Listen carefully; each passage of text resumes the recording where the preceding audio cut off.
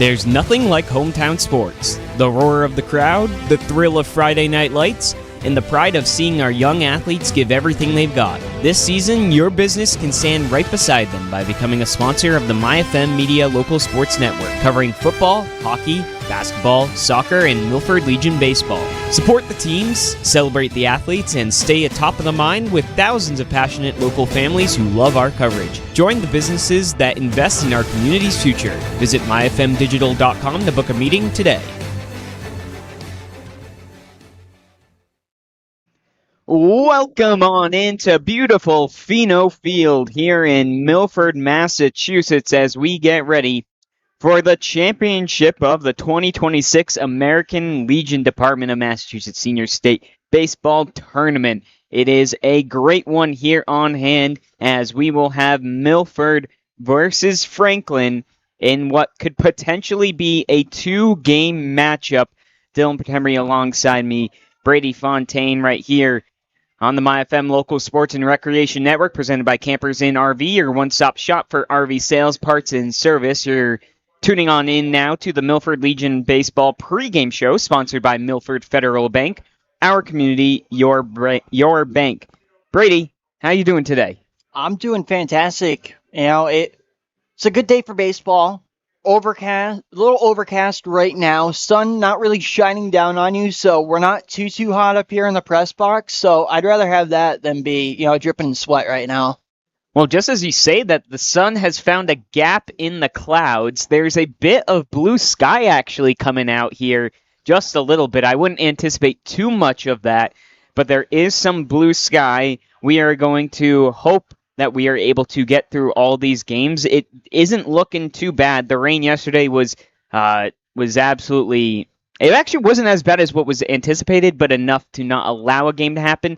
That's why we are instead playing today, which actually potentially favors these teams both on the pitching mound, as some of their players are more readily available here. But just to set up the scene, so Franklin just needs to win one game, whereas Milford needs to defeat Franklin twice here today to be able to come out with the state championship, Brady. It's going to be a tough task to climb, for sure, but it's definitely doable. I think both teams have the squads to get the job done. It's just a matter of executing and limiting your mistakes, and that's going to be the difference maker here today. Well, let's look at the history of these two teams. So starting with Milford, who are now 10-time state champions, looking for number 11. Their last one coming back in 2014. If you look at the history, they won in 30, 31, 52, 53, 59, 66, 70, 72, 01, and 14. So a lot of early success for a program that was founded in 1929. For Franklin, they've won twice recently in 22 and 23. They were tied to a post in 1920 and joined the Legion when it did start in 1925. However, they went into a bit of a hiatus after the 1977 season had to come to a close for them. I think it was lack of coaching. They didn't have enough for them. But then they came back in 2009, just 32 years later, for their inaugural season. And since then, they've had a lot of success. And now here looking to claim another title in the last 5 years for Franklin to truly establish themselves as a dynasty here in Legion Baseball as well. Milford looking to get back to winning the state for the first time since 2014. We go ahead now and we can look at tonight's starting lineups, brought to you by Consigli Ruggiero Funeral Home, located on Water Street in Milford, serving all faiths. David Consigli, director. Well, today, once again, Milford is the road team, though they might favor that with them being 3-0 in this tournament as the away team. Leading off will be the right fielder, Nick Pedroli. Batting second, number 5, the second baseman, Joey McGee. Batting third, number 11, left fielder, Jackson Fournier. Batting fourth, number 16, the first baseman, Gavin Metcalf. Batting fifth, number 7, the center fielder, Matt Pedroli, moves up from the 7 hole into number 5 with how hot he has been. Sam Schoenberg drops into the number 6 as the shortstop. The 7th batter, number 20, third baseman Ben Majorano, goes from the 6th spot into the number 7 hole. And then batting 8th, the DH, number 8, Josh Bouchard. Finally, it's number 4, the catcher, Brady Iarusi, finds himself behind the plate. Josh Giancola will get the start on the bump once again here against this Franklin team. We now look at Franklin's starting lineup, leading off number 6, the left fielder, Gavin Hennigan. Batting second, number 2, the center fielder, Sean Kryzak. Batting third, number 10, shortstop, Jack Sullivan. Batting fourth, number 3, the catcher, Owen Miller. Batting fifth, number 17, third baseman, Pat Luizzi. Batting sixth, number 8, the first baseman, Zach Weiner. Batting seventh, the second baseman, number 22, Joe Guggen. Batting eighth, number 16, the DH, Jacoby Brown. And batting ninth, number 14, the right fielder, Henry George. And back on the mound is Colin Mont. So these two teams faced back in the first round here.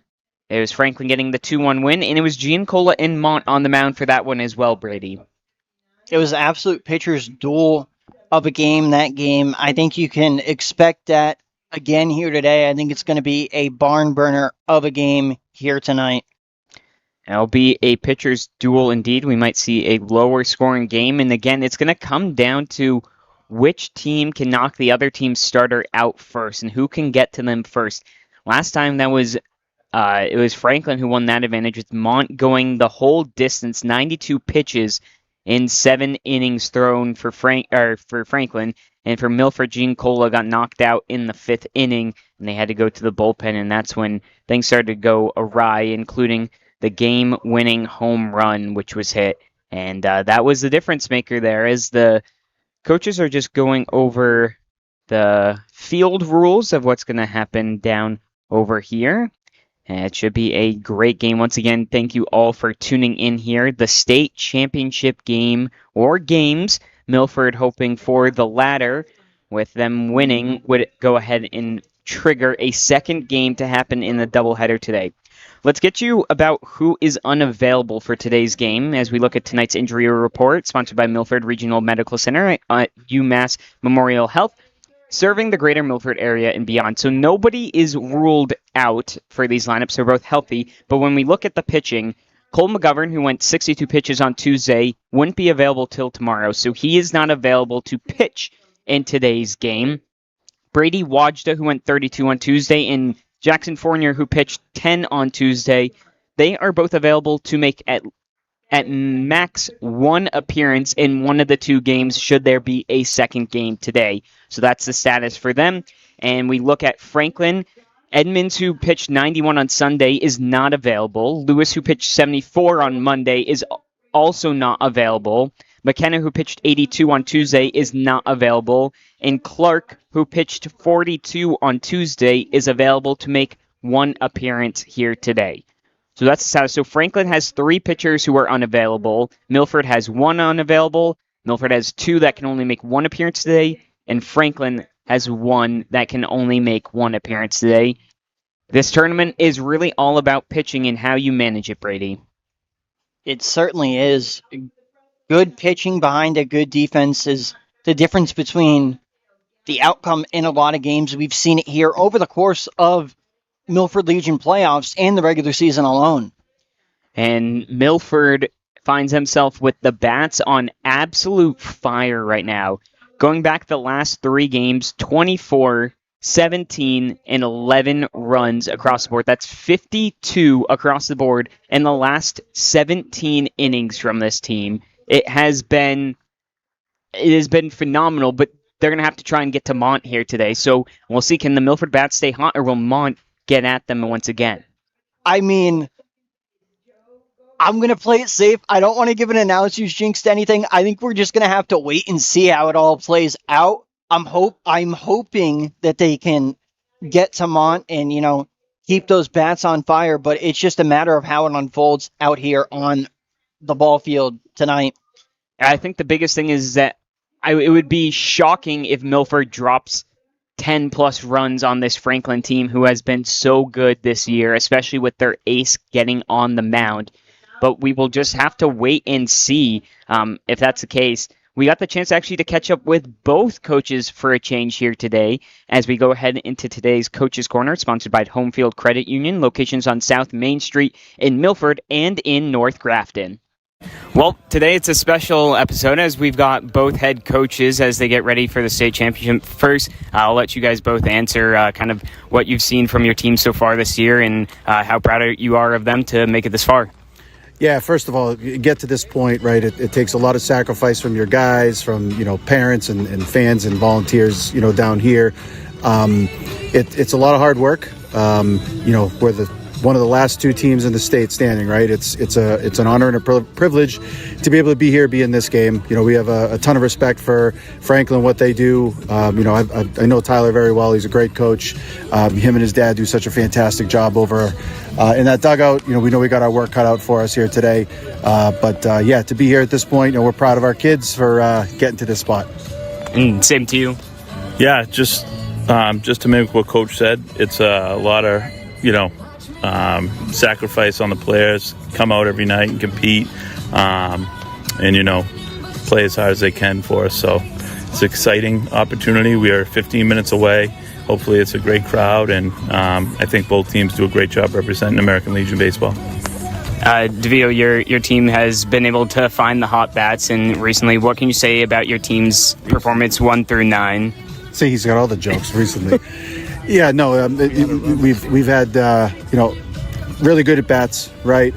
Just not chasing bad pitches, having solid approaches at the plate, and it's the same thing with Tyler's team. They got really good guys in that lineup, up and down the lineup. They've really done a great job all year too. It's a matchup of two of the best teams in the state here, two of the best teams in the tournament, and it can't get much more exciting for Legion baseball in the state than this. And coach, for your team now, having another chance at a state title, a lot of recent history. What can you speak about that in your team's program's history? Yeah, every year is different. We don't look back, we don't look forward. We're just focused on Franklin tonight and the next 7 or 14 innings. That's it. All right, good luck, coaches. Thanks. Thank you.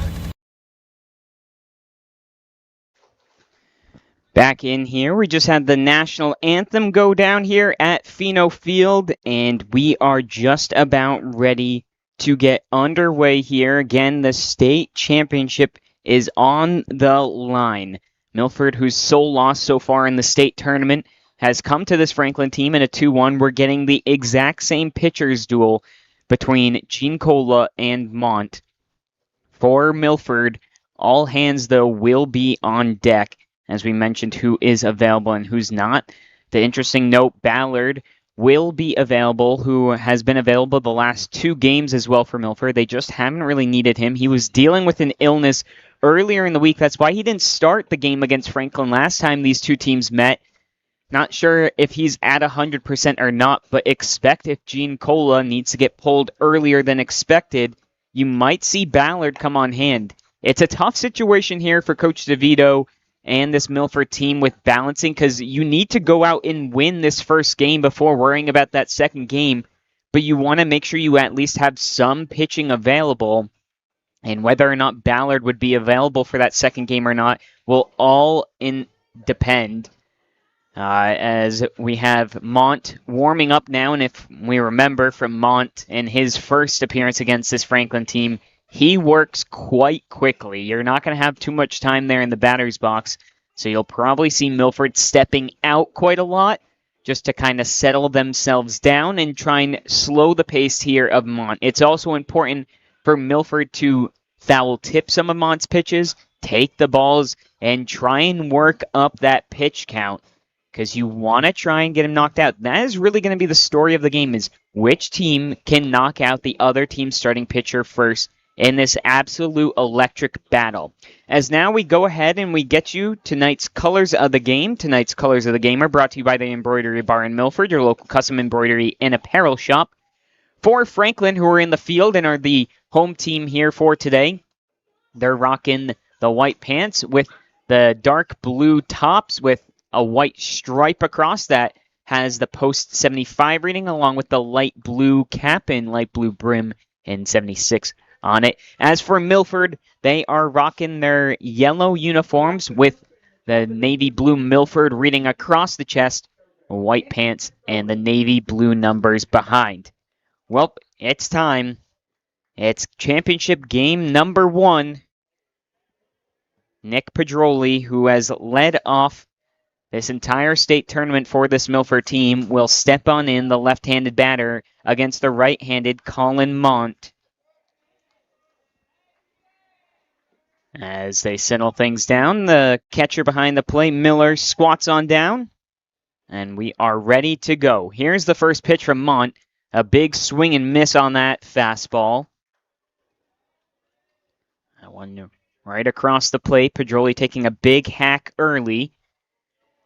Mont taking his time. Now comes set, working from the stretch. The next pitch, Pedroli rips that one over the second baseman's head and into right field. It's a lead-off single for Nick Pedroli, and that's the exact start that Milford would have wanted. That is exactly what you want. You get a hit in early on this pitcher, a very good pitcher in Colin Mont on the mound for Franklin, and I think that calms the nerves down a little bit of your Milford. So now Pedroli takes a little bit of a lead. Joey McGee shows bunt. He pulls back on the breaking ball up and in. Milford trying their best to try and move that runner across with how hard runs are going to be to come by. The third baseman, Luizzi, was charging in when McGee dropped to show bunt. Pulled back, it's 1-0. Here with nobody out in the top of the first. Next pitch, McGee shows bunt. He pops that one up backwards, and it'll go foul. Even the count at 1-1. It's 4:07 Eastern Standard Time here in Milford, Massachusetts. It's 72 degrees outside and cloudy as now a more array of clouds have come across. There's some blue sky out there, but you won't see an awful lot of it here as the fans have poured on in to show their support here for Milford. 1-1 the count. McGee shows bunt again. High pitch. Pulling back is McGee. It's now 2-1. As Coach DeVito continues to give the signs to McGee and Pedroli as to whether we will see a bunt or McGee will swing on this one. And a couple fastballs up high. Here's the 2-1. Shows bunt once again. Lays one down the first base line, but it's going to trickle foul. And so we'll bring it 2-2. We'll likely see McGee swinging away here now.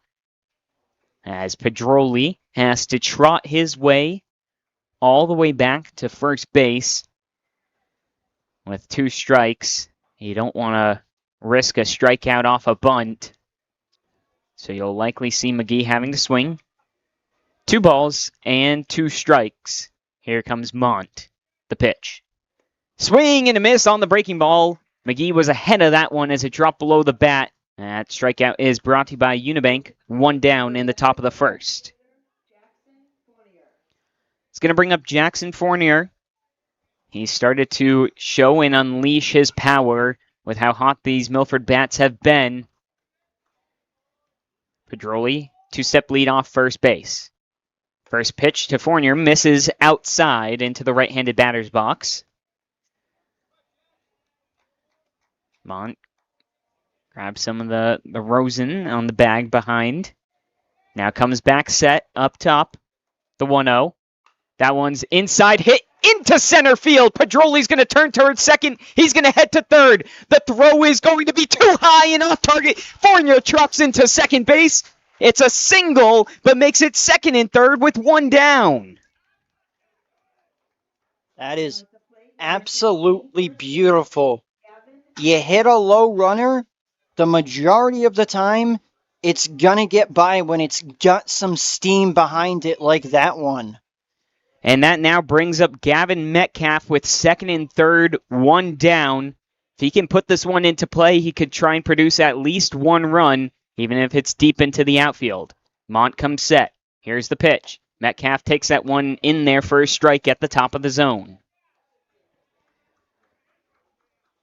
Metcalf, who won our Peppercini's Player of the Game last time out. He had quite the array of hits. It doesn't matter how he does it. 0-1. Here's the pitch. Swings on that one foul down the right field line into the stands. So now finds himself in an 0-2 hole. Mont could do with a big strikeout here to help out his Franklin team. Metcalf back in the right-handed batter's box. Fournier on second. Nick Pedroli on third. Come set Mont. Here's the 0-2. That one's outside. Had Metcalf leaning with it as he watched it the whole way through. Good job holding off on it. Matt Pedroli's on deck right now, licking his chops, looking at the situation right now. 1 ball and 2 strikes. The pitch. That one's hit up the middle. That's going to be good for at least a run. The shortstop corrals it. The throw to first in time, but a run comes across the board. Metcalf does his job. Record that as a 6-3 putout. Pedroli comes across the board. Fournier moves up to third base. And there's 2 down with Matt Pedroli at the plate. Mont takes a couple steps. Here's the pitch. That one's inside on the fastball. Count will be 1-0.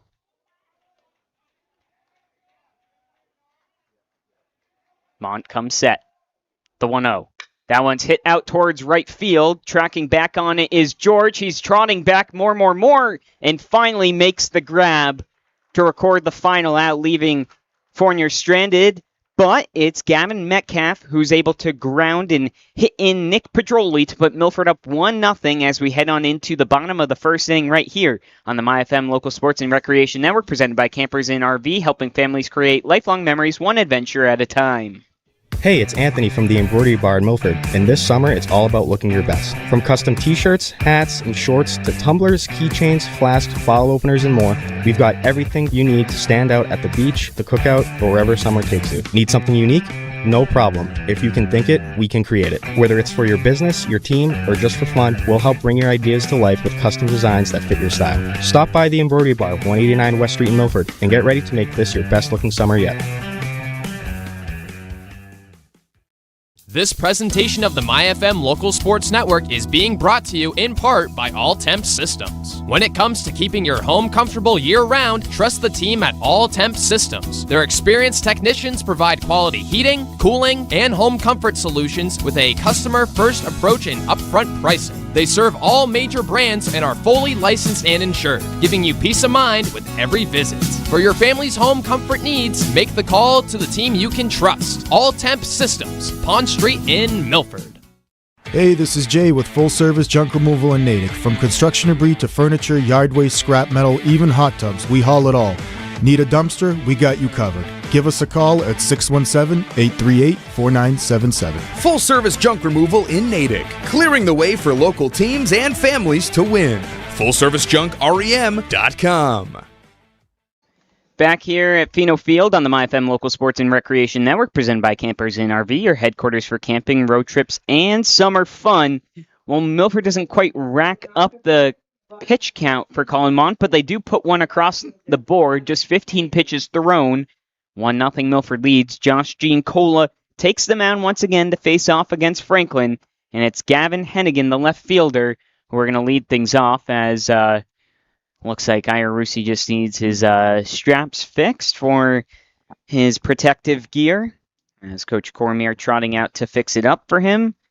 And now Hennigan, the left fielder, can step into the left-handed box as he's going to dig himself in and get ready to go. Giancola, the right-hander, working from the windup. The first pitch fired in there for a strike. That's a beauty. Just a nice, easy one to get yourself going here. Comes back set. Again, working from the windup.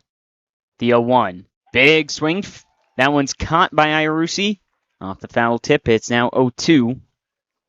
Giancola looking to keep his pitch count down as well. He has been one of the best pitchers so far this season for this Milford team, as that one's in there just a bit high on the fastball. It'll move the count to 1-2. He had a minor injury, but he has started 5 games so far on the season for Milford. The 1-2. That one slapped that towards McGee at second, scoops it up, the throw to first in time. 4-3 routine play, 1 down here in the first. I'll bring up Sean Kryzak.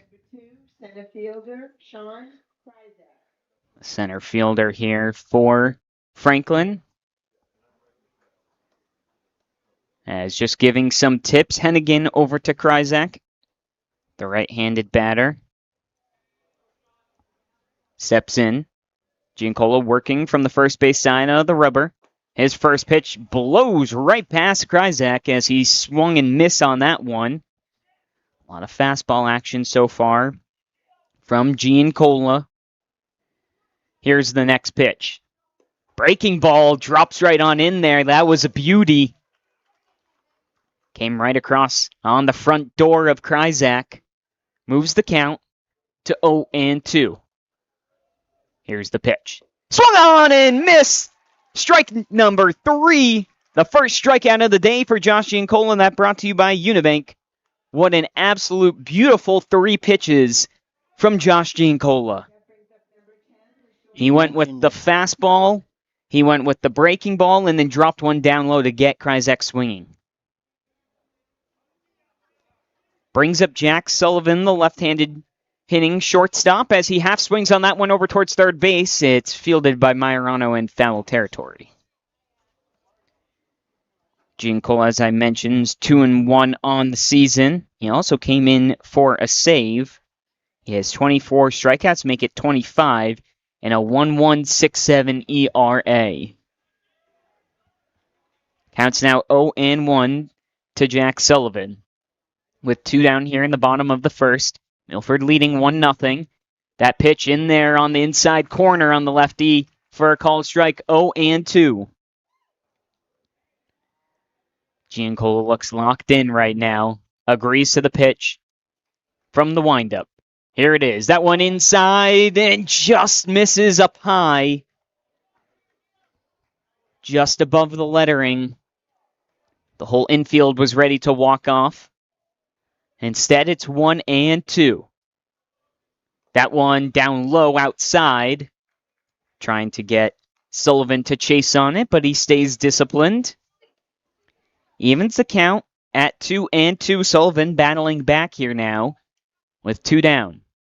The 12th pitch of the inning. This one's a grounder over towards McGee at second. Short hop, picks it up, throws to first in time. All it takes is 12. 1, 2, 3. Josh Giancola goes on the Franklin lineup, and we head into the top of the second. Milford leading 1-0 in the state championship on the MyFM Local Sports and Recreation Network, presented by Campers Inn RV, your headquarters for camping, road trips, and summer fun. Hey, this is Ray, the owner of Tailwind Tavern and Hopedale Pizza Market. We've got pizza, sandwich, chicken, seafood, and drinks perfect for the whole family after the game. From post-practice dinners to game day nights, make the winning stop. Tailwind Tavern in Hopedale, where families win after the game.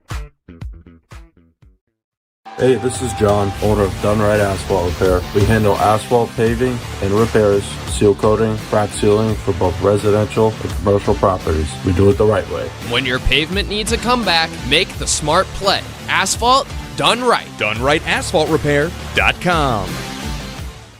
McIntyre Loam is proud to support the fine young... Hey, this is Ray, the owner of Tailwind Tavern and Hopedale Pizza Market. We've got pizza, sandwich, chicken, seafood, and drinks perfect for the whole family after the game. From post-practice dinners to game day nights, make the winning stop. Tailwind Tavern in Hopedale, where families win after the game. McIntyre Loam is proud to support the fine young athletes, coaches, and local schools featured on the MyFM Media Local Sports Network. For generations, McIntyre Loam has helped homeowners, landscapers, and communities build from the ground up, providing quality loam, mulch, gravel, stone, and reliable delivery you can count on. It's the same commitment to hard work, teamwork, and doing things the right way that we see every time these local teams take the field. McIntyre Loam, proudly supporting local sports and the communities we call home. Back here on the MyFM Local Sports and Recreation Network, presented by Campers Inn RV, helping New England families find their way since 1966. Due up are the 6, 7, and 8 hitters here for Milford. Sam Schoenberg will lead things off, Ben Majorano then, and finally Josh Bouchard. Should they get through those 3, Iarusi, the 9-hole hitter, will also get a chance. Sam Schoenberg. But first, it's Sam Schoenberg against Mont. Schoenberg has still been looking to find his normal groove. He hasn't been bad, but he hasn't been up to his normal standards. And what a better game than here in game 1 of a possible 2 of the state championship game. Here's the first pitch from Mont. He lines that one past the shortstop into center field. It's another leadoff single for Milford. Again, just a beautiful piece of hitting right there from That brings up number 20. Milford, from Sam Schoenberg right there. And you can keep him on the ground. It's a lot harder to try to produce an out for the defensive squad on the other side of this field. So Sam Schoenberg's on first with a decent lead. Now it's Ben Majorano. First pitch to him is a fastball in there at the knees. It'll be 0-1. Nobody could have used a hit more than Sam Schoenberg to lead things off. He's on first. The right-handed Majorano, the 0-1. Hits that one into right field. It's going to get down. Schoenberg's easily going to be able to go over to third base.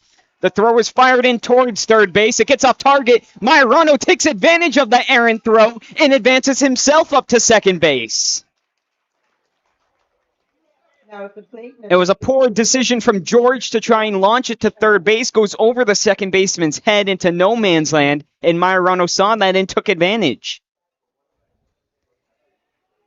Again, Milford taking advantage of other teams' mistakes. It's now second and third, nobody out, with Josh Bouchard, the DH, up to the plate. Mont comes set. There's the pitch. Bouchard swings at that one, gets underneath and fouls it off. 0-1. Now already 4 hits from the Milford team.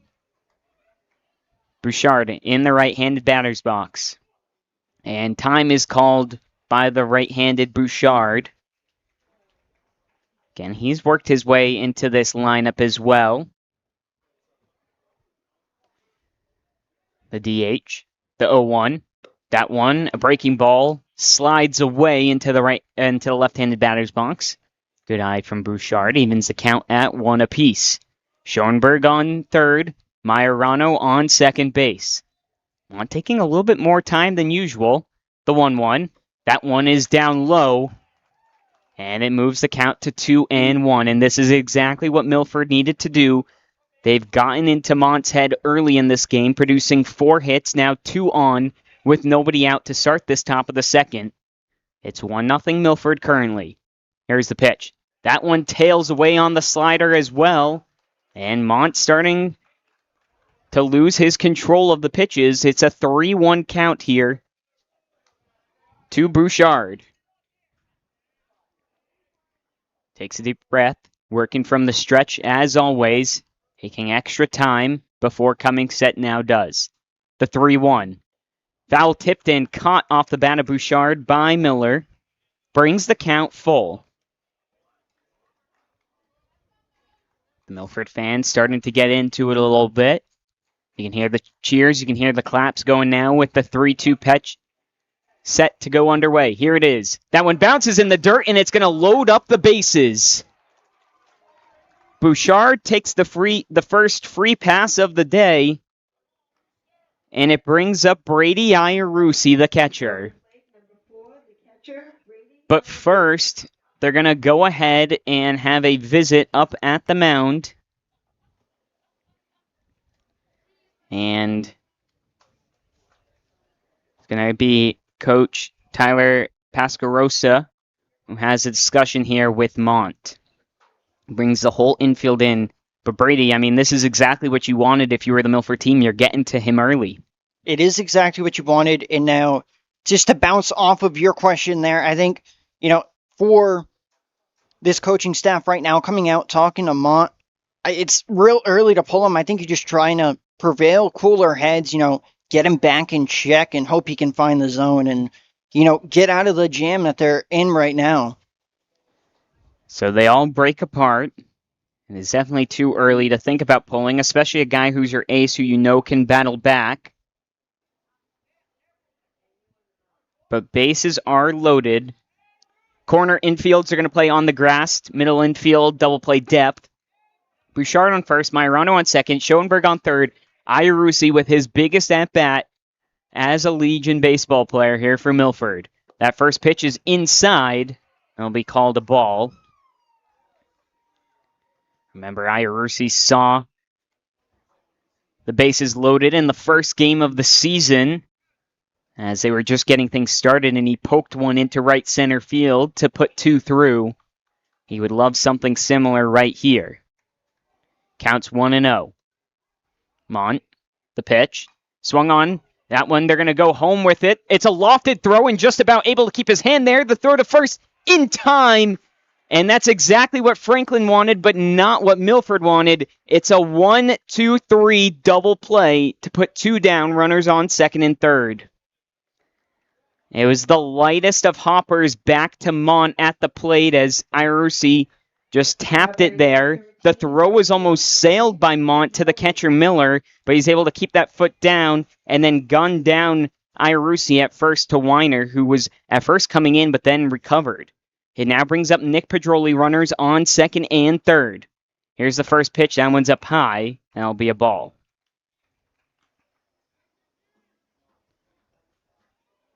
So you now have Majorano on third and Bouchard on second. Bouchard has a hefty lead off of there. Nick Pedroli singled in his first at-bat. Mont comes set. Here's the pitch. That one's down low. Pedroli almost wanted to swing at it, but holds off.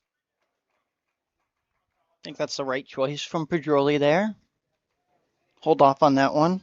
Counts 2-0. He's looking to try and drop one into the outfield to try and push 2 runs across the board. Franklin trying to come away with nothing. That one's inside on Pedroli. Just about misses him. It's now a 3-0 count. I think Pedroli is taken all the way here.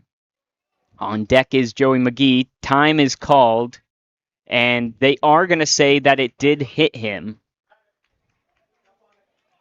So I'm not sure where the conversation came from, or maybe if the umpire realized at the last second it did hit Pedroli, or maybe it actually might have been just an intentional walk, actually, I think. I think the coach said they didn't want to throw another pitch to Pedroli, so they actually just intentionally walked him on the last strike. That brings up Joey McGee now with the bases loaded. Here's the pitch. McGee takes the first one, breaking ball in there for a called strike. And the thinking behind there when it's 3-0, you don't want Mont to miss and produce a wild pitch and allow the runner from third, Majorano, to come in to score. 0-1 to McGee, who struck out after he showed bunt and got 2 strikes that fashion. The 0-1, McGee swings on that one and foul tipped, up and over. It's now 0-2, and Mont is 1 strike away from getting out of this inning unscathed. It's 1-0 Milford. 31 pitches thrown so far by Mont.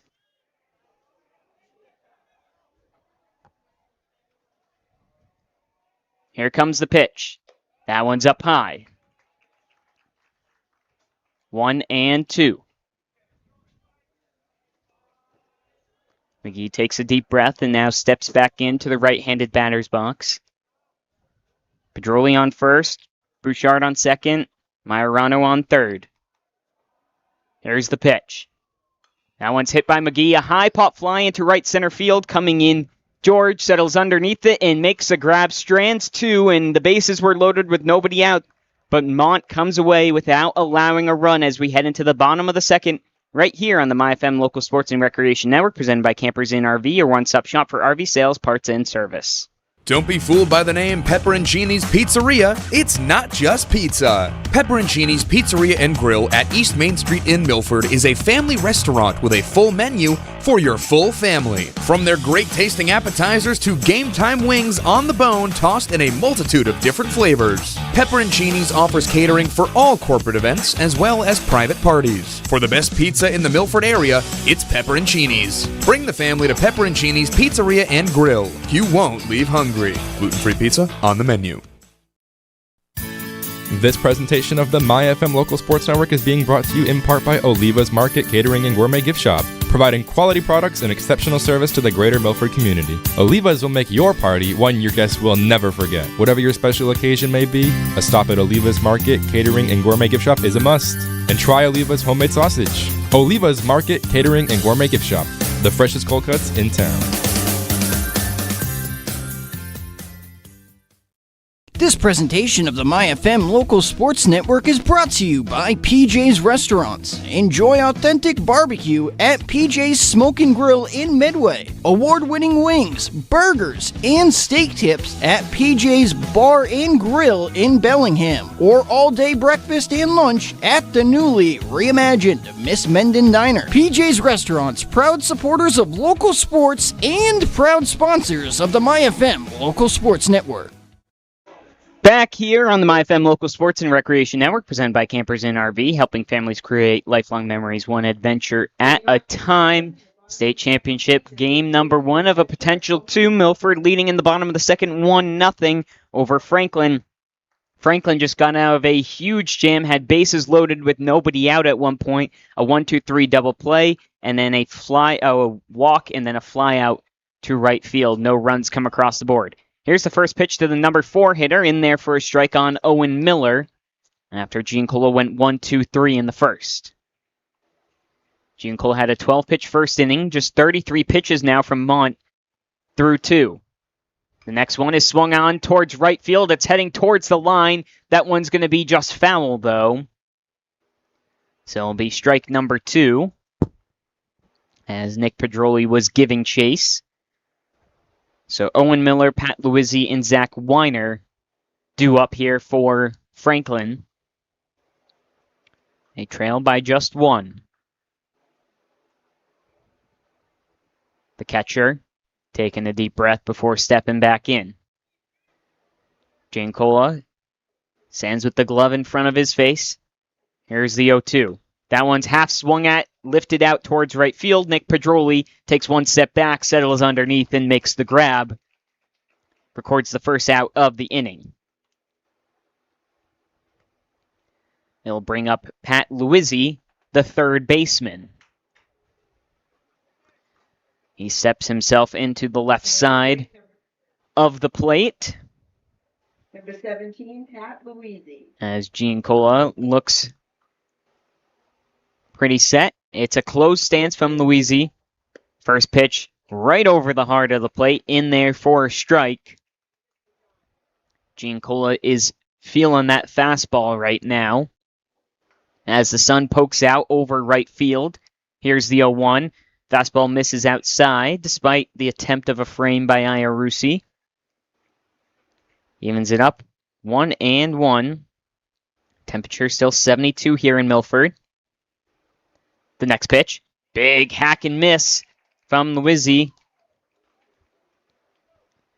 Pushes the count to 1-2 here at Fino.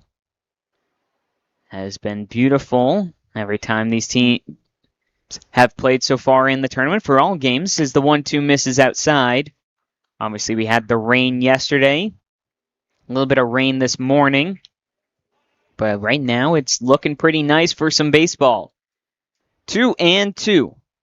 Here's the pitch. That one again misses outside from Giancola, just missing his spot. And just like that, the count becomes full here to Luizzi. Giancola, Luizzi standing in. Here's the payoff pitch. That one's in there for a strike. Catches Luizzi looking on the fastball down low. Another strikeout brought to you by Unibank. This one of the looking fashion here from Luizzi. Now 2 on the day for Giancola. That brings up number 8, the first base. Beautiful strikeout there, too. You know, the strikeout call came later from the umpire, so I'm not sure if it initially found the zone there on the pitch from Giancola, or if it was an amazing frame job behind the plate from Iarusi. Nonetheless, he gets sent down packing as the next pitch hits straight up the middle. Schoenberg makes a sliding play, but can't quite get his glove on it. It escapes into center field, and that's the first hit of the day for Franklin, as it's Weiner just about dribbling that one into center field. Coming to the plate, number 20. Regardless if Schoenberg could have made that sliding play or not, it would have been a tough throw, probably from his knees over towards Metcalf. But now brings up Joe Gogan, the second baseman, 2 down. But Franklin finds their first runner. Now working from the stretch, Giancola. That one fouled off over the Franklin dugout down the third base line. And there's one thing Giancola's been doing well today. It's getting ahead in the count throwing that first pitch strike, and that might lead to some more aggressiveness swinging from this Franklin team. An extra little step there from Weiner. Takes off. The throw down to second base is a little off target, and it rolls into center field, but going absolutely nowhere is Weiner as Matt Pedroli backs up and throws it in. But it's a stolen bag, and now with a 1-1 count, Franklin has a runner on second with 2 down. If you're Franklin, you could have gone for the double highway robbery right there. Extreme theft, but it would have been an easy throw to make to third for Milford, so smart to keep him on second. Here's the 1-1. This one's lifted out towards right field. Nick Pedroli's coming on over, and it's going to drop down. And just like that, that stolen base is huge, as now Weiner comes on in to score on the single from Joe Gogan. It's a tied ball game. A nice hit right there from Franklin that gets into the tough part of Pheno Field here, back in the right field corner. It's hard to track the balls down there and real hard to collect the ball and make a throw in from that location. So now brings up Jacoby Brown, the DH, as he foul tips that one back, and how things have gone the opposite direction here for Milford after having the bases loaded, a chance to extend their lead, and they come away with nothing. And then Franklin with 2 down, they managed to get back-to-back hits, addition of a stolen bag to produce a run. The pickoff move over towards Gogan won't be in time on the tag from Metcalf. And as mentioned, that ball went into center field, and Weiner decided to stay put because he knew a ball hit to the outfield would produce a run. Here's the 0-1 to Brown. Big swing and miss on that one on the outside. That's in there for a strike. Counts now 0-2 with 2 down here for Giancola, looking to bounce back. Again, working from the stretch with a runner on. His pitch counts at 27. Here's the next pitch. Runner takes off. That one's inside. No throw going to even be attempted there from Iarussi. And so it's 1-2. And once again, Franklin has a runner on second base with 2 down. Jacoby Brown at the plate. The left-handed hitter. Giancola looking back at second. Here's the 1-2. That one's foul tipped in. Brown keeps himself alive. A decent lead from Gogan. Takes about a 3-step lead. Sam Schoenberg right behind him covering. 1-2. Here's the pitch. That one's lifted into shallow center field. Schoenberg is coming underneath. It gets called off by Pedroli, who can't make the play. It bounces off his glove, and another run comes across the board. Pedroli called off Schoenberg, and then just about lost it as he dove to try and make the play. And that one produces a second run here for Franklin. How about the base running from Brown right there, though? Wanted to go for second, saw that the throw was coming in to second base, and he sprints his way back to first base and tags up safely. That one in there safely on the pickoff move. Just got to give him the heads-up nod there for the awareness. Officially ruled E8 on Pedroli after it came off his glove. Next pitch up high for a ball. Milford has to try and reset themselves. Giancola, who should have been out of this inning with just 1 run across the board. Milford now trailing 2-1. Runner takes off. Pitch in there for a strike. The throw is off target once again. McGee can't get the tag in on Jacoby Brown, and now he's back at second. That's 3 times in a row now that Franklin has reached first base and then taken away second base to get themselves into scoring position. They've certainly been good when they've had a runner 180 feet from the plate. Counts 1-1. The next pitch, big swing and miss from Henry George. Giancola with a 1-2 count once again. Giancola comes set. Here's the 1-2. That one swung on and missed and gets the strikeout to get out of the inning, but not before Franklin's able to push 2 runs across the board and leaving Mont feeling a little bit more comfortable up there on the mound as we head into the top of the third. Franklin leads Milford 2-1 in the state championship game on the MyFM Local Sports and Recreation Network, presented by Campers Inn RV, your headquarters for camping, road trips, and summer fun. Hi, I'm Chris Foley, president of Unibank. Beyond banking transactions, Unibank's mission is to serve the Central Mass community through our philanthropic efforts. The more checking and savings accounts that you entrust to us, the more we're able to give back to nonprofit organizations. We have 14 convenient locations across the Central Mass region, and switching to us is an investment in your local community. Member FDIC, Equal Housing Lender, NMLS number 583135, unibank.com. Looking for a new ride? Make your next stop Milford Auto Mall. Now proudly serving customers from their new location on Route 140 in Hopedale, right next to Milford Tire and Service. Family owned and operated, Milford Auto Mall offers a great selection of quality used cars, trucks, and SUVs with friendly, hassle-free service. Whether you're buying your first vehicle or upgrading your current ride, Milford Auto Mall is here to help. Visit them today on Route 140 in Hopedale and Does Milford Federal have solutions for my business needs? If you're talking to banks about your commercial lending needs, then let Milford Federal be part of the conversation. Whether you're purchasing property, expanding your business, or refinancing debt, setting up the right financial structure is key to long-term success. Their commercial lending team will work with you to understand your current objectives, define your future goals, and recommend a solution that's tailored to your business. Call Milford Federal Bank at 508-381-5208. Our community, your bank. Member FDIC, Equal Housing Lender, NMLS number 465956. Back here on the MyFM Local Sports and Recreation Network as the first pitch to Jackson Fournier's outside, presented by Campers Inn RV, helping New England families find their way since 1966. As Milford now finds themselves trailing 2-1. That one on the outside corner. Mont throwing pitch 35. Got himself out of the jam, and now his batters have picked him up as the 1-1 just a bit low. All coming off of a couple of mistakes from the Milford team as a pop fly into shallow center. The 2-1 misses outside, 3-1. And Schoenberg was backing up. Pedroli was coming in, and not sure if there was anyone calling each other off or if there was just a confusion of who was taking it, but the ball landed in center field. And Fournier takes a strike that he might have disagreed with as it hits that outside corner. It's now 3-2.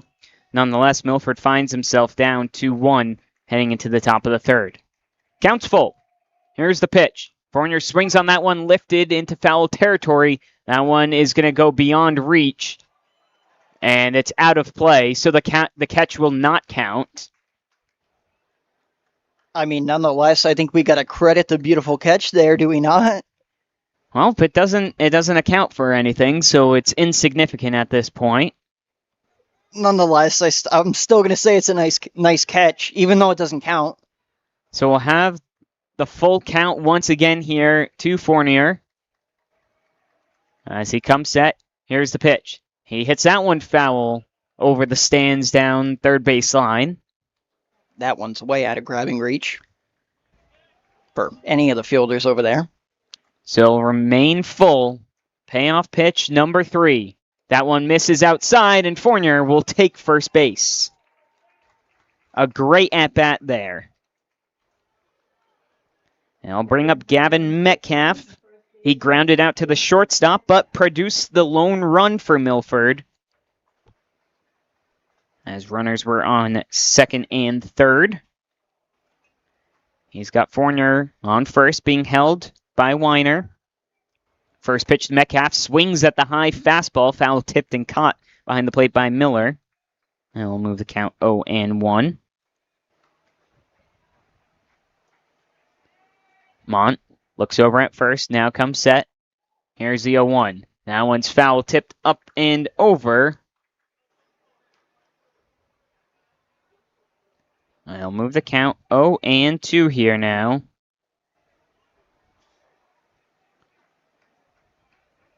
Just checking over at Fournier, who takes an extra step. The 0-2. That one's hit up high, and that's in play. Miller's tracking it, settles underneath, and makes the grab. And records the first out of the inning on the pop out in foul territory. She'll bring up Matt Pedroli, who unfortunately flew out to right field back in the first with the runner on. It's been good so far with runners on. He's been bumped up to this 5th spot in the order.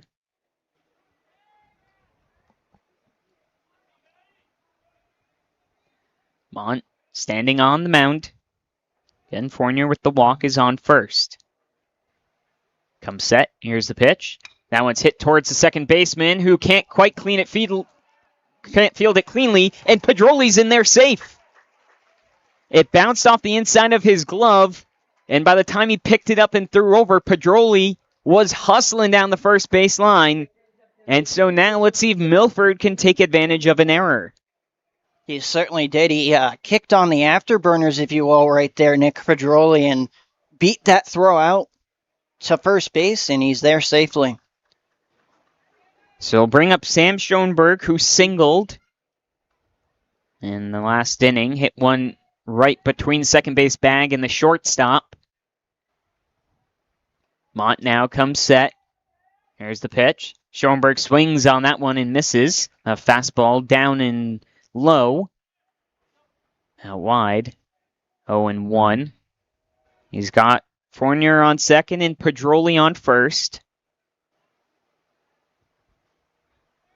0-1, one down. 2-1, Franklin leads. Next pitch. That one's in there for a strike at the knees. A beautiful pitch there from Colin Mont. Looking to respond back after the error with a strikeout. 0-2 to Schoenberg, who has to protect. Mont comes set. Here's the pitch. That one's down in the dirt.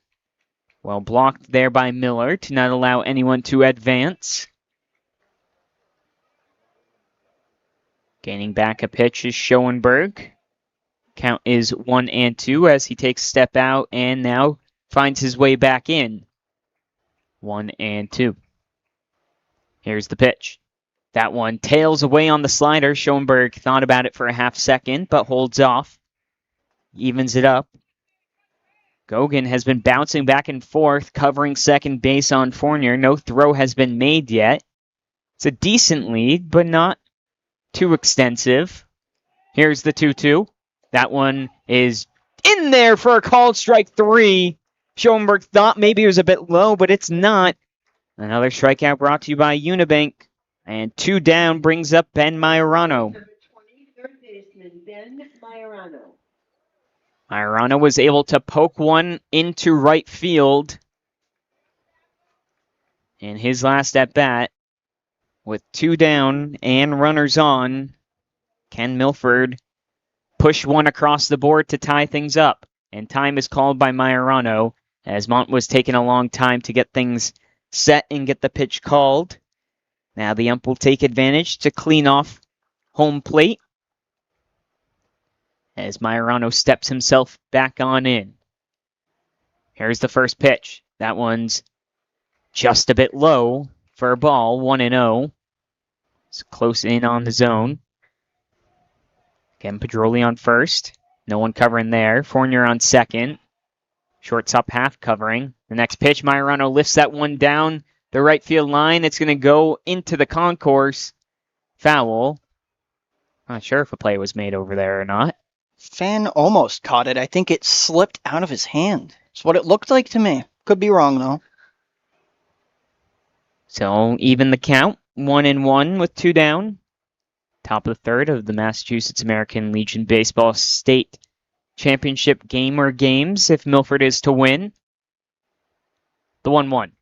That one's in the dirt, blocked by Miller. Had to scoot himself to his right to keep that one in front of himself.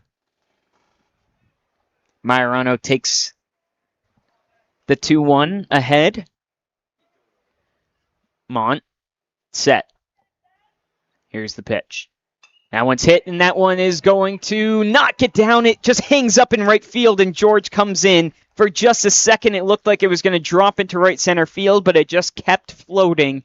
And so 2 runners are left stranded for Milford once again.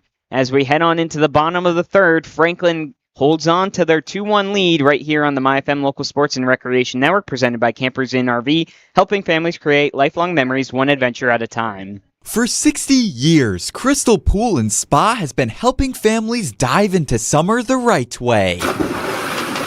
From pool openings and water care to pumps, filters, liners, and robotic cleaners, we have everything you need to get your pool ready for a season of fun. Stop by Crystal Pool and Spa in Bellingham, your hometown pool experts for 6 decades and counting. Crystal Pool and Spa, 60 years of making summers better.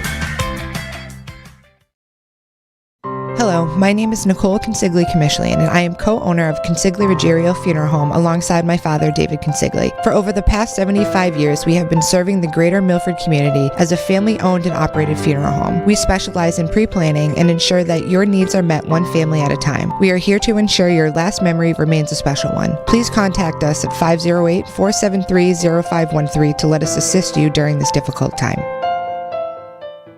Are you thinking about buying a new car or maybe looking to refinance an existing car loan? At Homefield Credit Union, we offer competitive rates on new car purchases as well as car loan refinancing. And with our Auto Advisor program, Homefield Credit Union can help you get a fair and competitive price on a new or used vehicle while financing directly with the credit union. Homefield Credit Union, banking with a Homefield advantage. Stop by or call today, 508-839-5493, 138 South Main Street in Milford and at 86 Worcester Street in North Grafton. Back here on the MyFM Local Sports and Recreation Network, presented by Campers Inn RV, your headquarters for camping, road trip, and summer fun. Dylan Patemery alongside me, Brady Fontaine, as we get ready for the bottom of the third here of the state championship, Milford versus Franklin. Milford needing to win back-to-back games. Franklin just needs to win this one, which they're currently hanging on to a 2-1 lead after producing 2 runs with 2 down last inning. It's the bottom of the third. Milford has left runners stranded. 2 runners stranded in the last 2 innings now. Mont's at 55 pitches. Gene Cola getting ready for his 3rd inning of work. He is at 34. As the ump just taking, or I think Irusi needed to redo the signs. And he might just have some trouble hearing what is being called. Oh, now he's all set there behind the plate. And now we can get ready for the bottom of the third. Gene Cola working from the windup. Here's the first pitch. That one's in there for a ball to the leadoff hitter, Gavin Hennigan. Grounded out. To second base in his first at-bat. The 1-0. That's in there for a strike on the fastball. Evens things up at 1-1. Gene Cola recorded outs on the first 5 batters before them getting to him. Breaking ball inside, 1-2. And then it was Weiner with a single, Gogan with an RBI single, and Jacoby Brown reaching on an error with Gogan coming in from second off the stolen base. The 1-2 swung on and foul tipped. And Irusi can't quite squeeze onto it. And so it'll remain 1-2 to Hennigan, the leadoff batter for Franklin and the leadoff hitter in this inning. Irusi setting up outside. Here's the 1-2 pitch. That one's hit over towards McGee, scoops it up, and another 4-3 put out for Hennigan. And that's actually the 3rd on the day by McGee, 1 down here in the bottom of the 3rd. Coming to the plate, number 2, center fielder. That's going to bring up Sean Kryzak, who struck out in his first at-bat, the right-hander. Franklin actually has 5 lefties in their lineup. Here's the next pitch. That one's just missing outside on the breaking ball. Kryzak obviously not one of them, but Hennigan, Sullivan, Guizzi, and then you got back-to-back with Gogan and Brown. There's the 1-0. That pitch nicely placed there on the outside. Gene Cola able to even things back up here to the center fielder. from the windup and the pitch. Big swing and miss there from Kryzak. Giancola got him to reach down low and looking to punch him out for a second time today. Set up on the mound, goes into his rotation. The 1-2 inside and plunks him. Not what Giancola wanted, and a free bag for Kryzak with one down. Coming to the plate, number 10, the shortstop. So I'll bring Jack Sullivan. He is one of those lefties. He grounded out as well to Joey McGee. I'm sure Giancola would love to produce a double play ball here.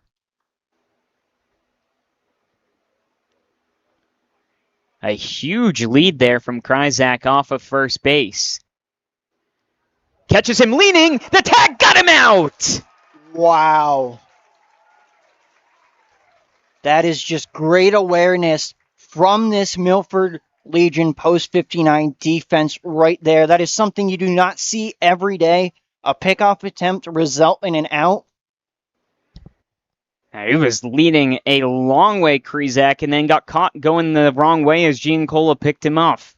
There's the first pitch, that one almost inside on Sullivan. And it's now 2 down with a 1-0 count. Here's the windup and the pitch. That one's inside as well. I was going to say for Kryzak, he's got to be uber confident in his stealing ability and ability to get back to the base, because that was at least a 4-step lead off of first base. But I thought Giancola was going to pick him off the whole way, and he did. As here comes the 2-0. That one's in there for a strike for the first one here to Sullivan. And then when he does, Kryzak was leaning towards second base and had to scramble back into first. It was a perfect throw and a nice tag by Metcalf. The 2-1, that one sailed out the arm of Giancola, and it now brings it to a 3-1 count.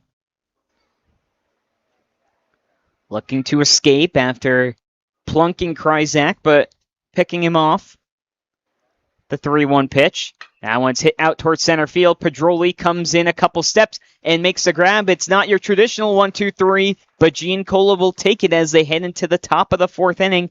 Milford still trailing by 1 right here on the MyFM Local Sports and Recreation Network, presented by Campers Inn RV, helping New England families find their way since 1966. Hello, my name is Nicole Consigli Commischlian, and I am co-owner of Consigli Ruggiero Funeral Home alongside my father, David Consigli. For over the past 75 years, we have been serving the greater Milford community as a family-owned and operated funeral home. We specialize in pre-planning and ensure that your needs are met one family at a time. We are here to ensure your last memory remains a special one. Please contact us at 508-473-0513 to let us assist you during this difficult time. Whoa! Oh. Oops, sorry. That's fine, honey. Mom, I'm home from practice, and I brought the whole team. Oh, the floor. Okay, that's great. No, that's great. Hey, honey. Can you believe all the rain? Oh, we need new floors. Milford Hardwood, South Main Street, Milford. Your hardwood flooring professionals with a large selection of hardwood flooring to meet your budget. Pick up a sample today. Milford Regional Rehabilitation and Sports Medicine offers physical therapy, occupational therapy, speech therapy, and sports and services at convenient appointment hours in Milford, Franklin, and Northbridge. To learn more, visit milfordregional.org/rehab. UMass Memorial Health Milford Regional is committed to providing exceptional healthcare services to our community with dignity, compassion, and respect. Back here on the MyFM Local Sports and Recreation Network, presented by Campers Inn RV, your one-stop shop for RV sales, parts, and service. Dylan Patemi alongside me, Brady Fontaine, in the top of the 4th of the Massachusetts State Championship game here for American Legion Baseball. Franklin versus Milford. Again, setting up the scene. Milford needs to win 2 today. Franklin just needs the 1 as they lead. Milford handed a gift after Kryzak was in a hole 1-2 to Giancola. He gets plunked, and he gets picked off, caught taking a huge lead off of first base, and Jack Sullivan would fly out to end the inning. Due up the 8, 9, and 1 hitters here for Milford. Bouchard, Iarussi, Pedroli, Nick Pedroli, that is. Mont on the mound. His first pitch, that one beautifully comes on in front door on that slider. Bouchard thought that was going to come in on him. 0-1 is the count. Next pitch, another slider, but this one drops low. So even it 1-1. 5 o'clock on the dot here in Milford as a bird flies across as Bouchard grounds that one over towards Sullivan at shortstop position, picks it up and throws in time to record the first out. Had some memories of the iconic Randy Johnson killing a bird on his pitch. Maybe didn't, I don't know if he officially killed it or not, but he hit it all right. And with how hard he throws the ball. I was going to say it. I was going to say it, but I didn't want to. Nonetheless, one down. Here comes Brady Iarussi. First pitch to him. Misses out wide for a ball. He grounded into the 1-2-3 double play with the bases loaded. So he's looking to get a get back here to help his team out as they trail. Big swing on that one. Missing. Evens it 1-1. Some more cloud coverage, but a lot more blue skies than maybe I was expecting here on this Thursday transition into night. That one in there for a called strike. I'd say it's more than most of the attendees here were expecting, to be honest with you, Dylan. Nice and cool breeze. The 1-2. Iarussi hits that one towards the shortstop. Sullivan picks it up. The throw across in time once again. 2-6-3s. And just like that, 2 down. I'll bring up Nick Pedroli, the leadoff hitter for Milford. Plate, number 13, right fielder. He's 1 for 1 on the day. Also reached on a walk. Mont at 62 pitches so far. First pitch in there just low, actually. That'll be a called ball. Mont working from the stretch as always. The 1-0. Pedroli hits a high chopper over towards Sullivan, who charges at that one and makes a beautiful play. What an inning from Jack Sullivan coming in on that short hopper. It goes 1-2-3, 6-3, 6-3, 6-3. We head into the bottom of the 4th right here on the MyFM Local Sports and Recreation Network, presented by Campers Inn RV, helping New England families find their way since 1966. Hey, it's Anthony from the Embroidery Bar in Milford, and this summer it's all about looking your best. From custom t-shirts, hats, and shorts to tumblers, keychains, flasks, bottle openers, and more, we've got everything you need to stand out at the beach, the cookout, or wherever summer takes you. Need something unique? No problem. If you can think it, we can create it. Whether it's for your business, your team, or just for fun, we'll help bring your ideas to life with custom designs that fit your style. Stop by the Embroidery Bar, 189 West Street in Milford, and get ready to make this your best looking summer yet. This presentation of the MyFM Local Sports Network is being brought to you in part by All Temp Systems. When it comes to keeping your home comfortable year-round, trust the team at All Temp Systems. Their experienced technicians provide quality heating, cooling, and home comfort solutions with a customer-first approach and upfront pricing. They serve all major brands and are fully licensed and insured, giving you peace of mind with every visit. For your family's home comfort needs, make the call to the team you can trust. All Temp Systems, Pond Street in Milford. Hey, this is Jay with Full Service Junk Removal in Natick. From construction debris to furniture, yard waste, scrap metal, even hot tubs, we haul it all. Need a dumpster? We got you covered. Give us a call at 617-838-4977. Full service junk removal in Natick, clearing the way for local teams and families to win. FullServiceJunkREM.com. Back here in Milford, Massachusetts at Pheno Field on the MyFM Local Sports and Recreation Network, presented by Campers Inn RV, your one-stop shop for RV sales, parts, and service. As Franklin steps up the plate after a 1-2-3 inning for Colin Mont, all off ground outs to the shortstop Jack Sullivan. They'll bring up Owen Miller, the 4-hole hitter. Miller, Luizzi, and Weiner due up. Miller flew out to right field as he softly hit one there towards Nick Pedroli. Giancola on 48 pitches through 3. Still working on the mound. Here's the next pitch. That one's lifted high into center field. Matt Pedroli coming in. He finds the ball, settles under, and makes the grab. 1 pitch, 1 out. And despite the shaky second inning, not entirely on the back of Giancola, but Giancola has been real solid so far this game. He's been doing what's needed. He's going to need some run support, though, as it's 2-1 Franklin. Pat Luizzi, the third baseman who struck out looking, steps on in. First pitch to him is down low for a ball.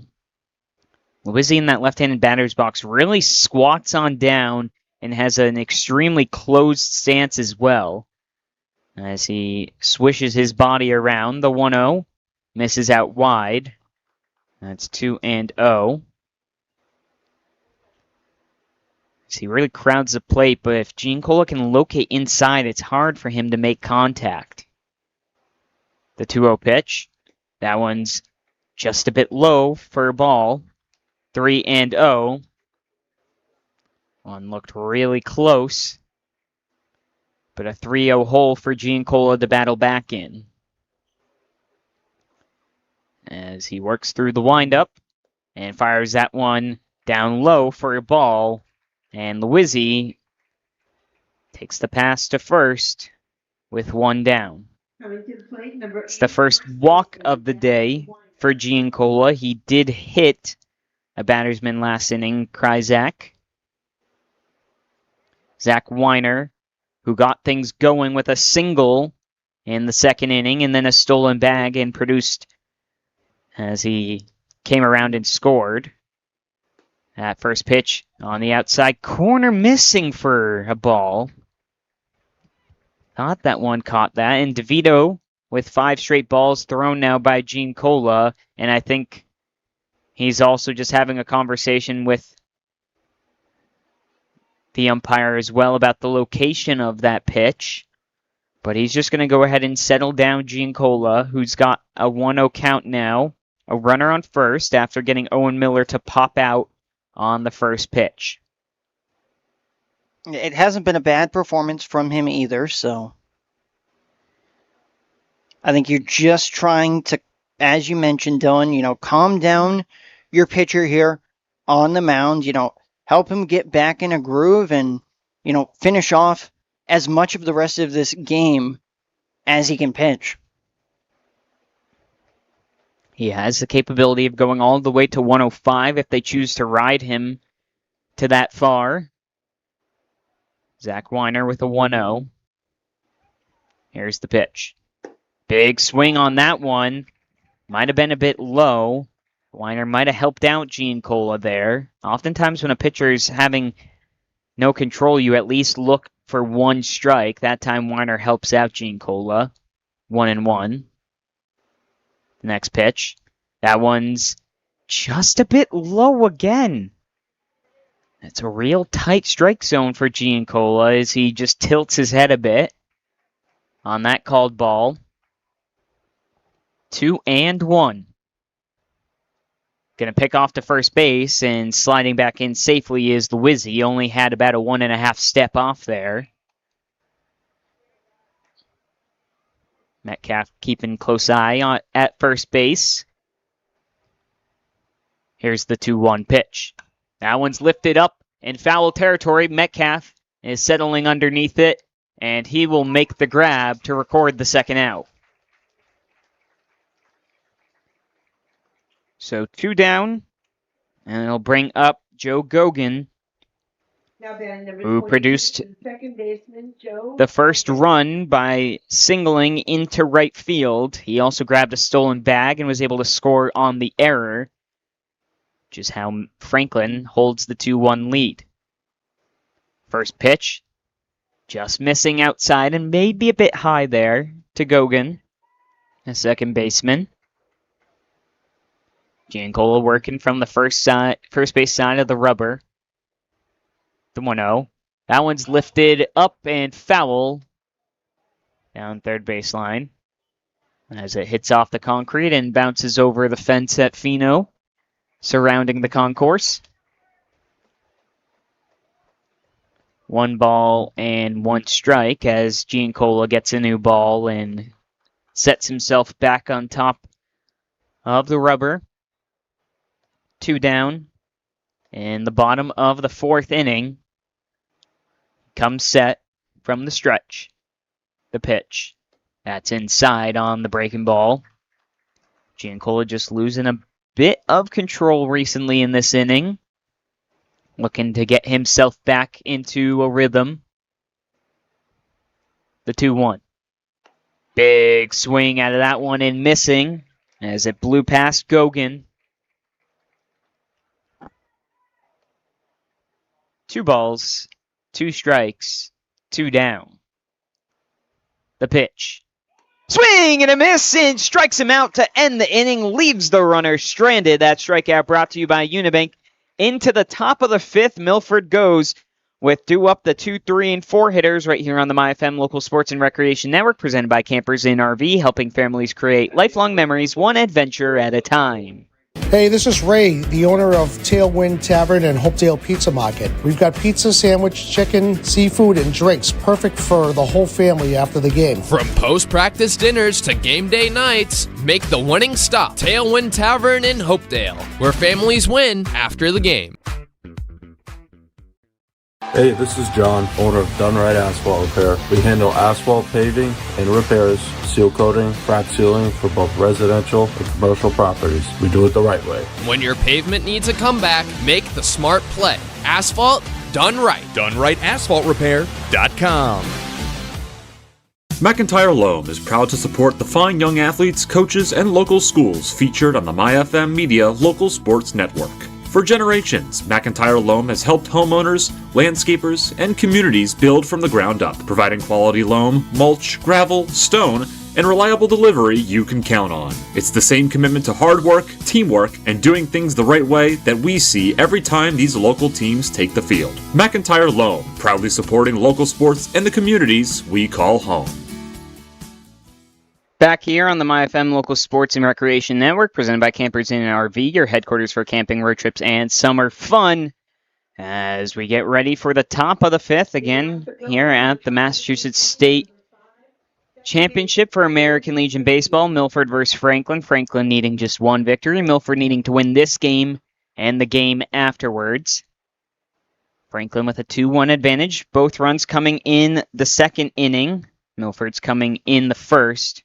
McGee, Fournier, and Metcalf due up. This is where Milford needs to look to produce with the heart of their order coming up. McGee takes the first pitch down low for a ball. Mont is on now, after that one, 65 pitches. So Milford hasn't quite gotten to him too much. As the next pitch, inside, called strike on the inside corner. McGee was a little shocked at that call. Can't say I blame him either. 1-1 the count. The next pitch is down in the dirt. 2-1. Milford was able to produce some action in the 1st inning, and they got to Mont in the 2nd, but allowed him to escape the bases loaded with no outs. And that is the turning moment of this game, as then Franklin went on to score 2 runs in the bottom of the 2nd. The 2-1 pitch. That one's up high. And so McGee works it to a hitter's 3-1 count. And I think Milford would love to put at least 1 across the board here. They need runners on, and that's runner on there as ball 4 to Joey McGee. Last inning was the first time that Milford didn't produce the leadoff hitter on base. In the 1st inning, Pedroli singled. 2nd inning, Sam Schoenberg singled. 3rd inning, Fournier walked, and then it was Bouchard who grounded out, and now McGee walks to first. It's Jackson Fournier. He thought about it, but takes the fastball outside. He's 1 for 1 with a single and a walk. The left-handed hitter, small lead from McGee, now takes an extra half step. Here's the pitch. That one's on the outside corner, and it feels consistently Jackson Fournier is getting pitched on the outside, trying to avoid for him turning on one. The 1-1, that one misses way outside. Because if you let one slip over the middle or inside, he's got the power to unleash it, if not for an extra base hit into the outfield over the fence. Here's the 2-1. He hits that one high in shallow left field. Coming on in is Hennigan. Has to move a little bit, and now it's an out. First out of the inning. Got way underneath that one.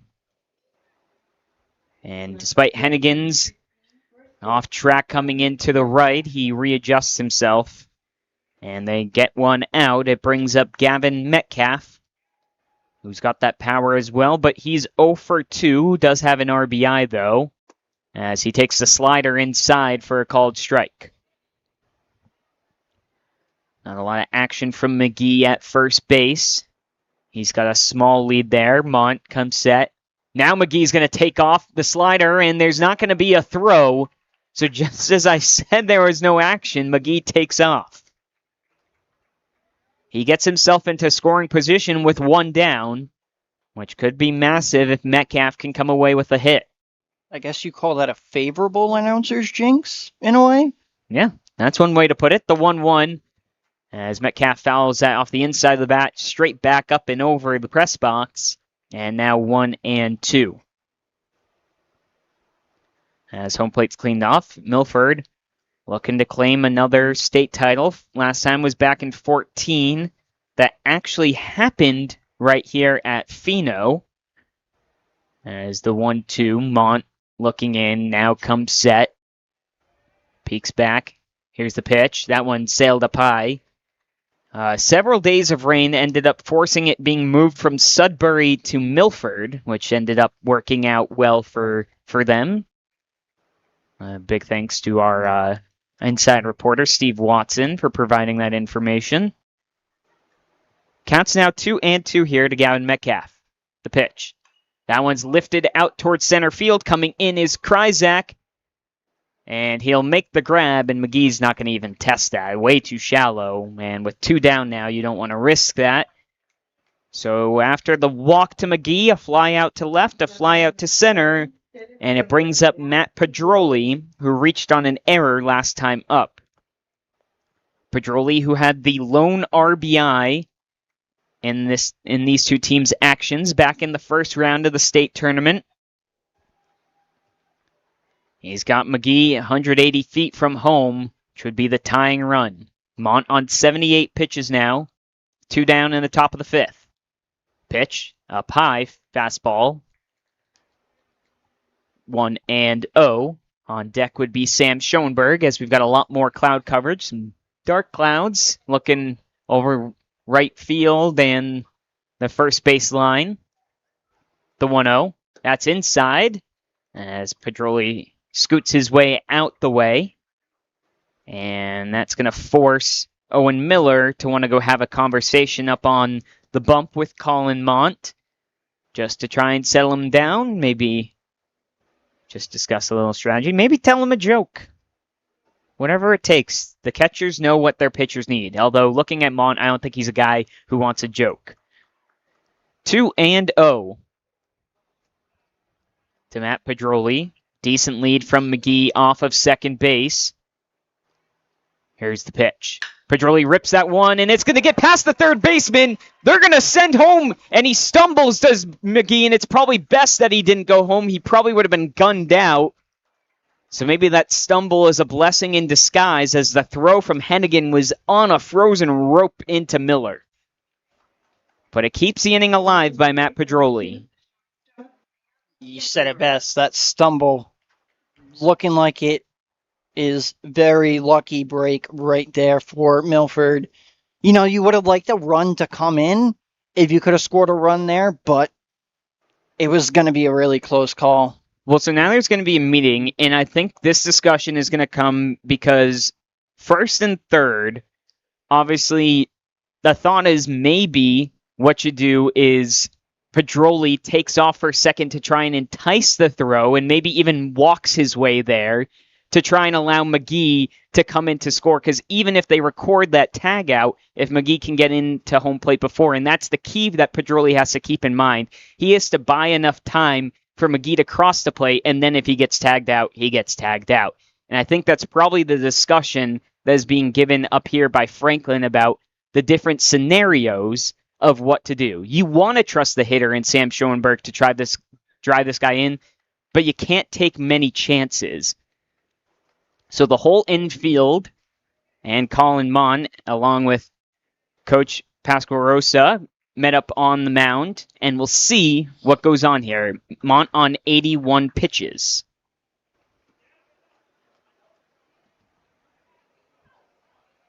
Pedroli, a decent lead. Here's the first pitch. Now an inside on Schoenberg. Count is 1-0.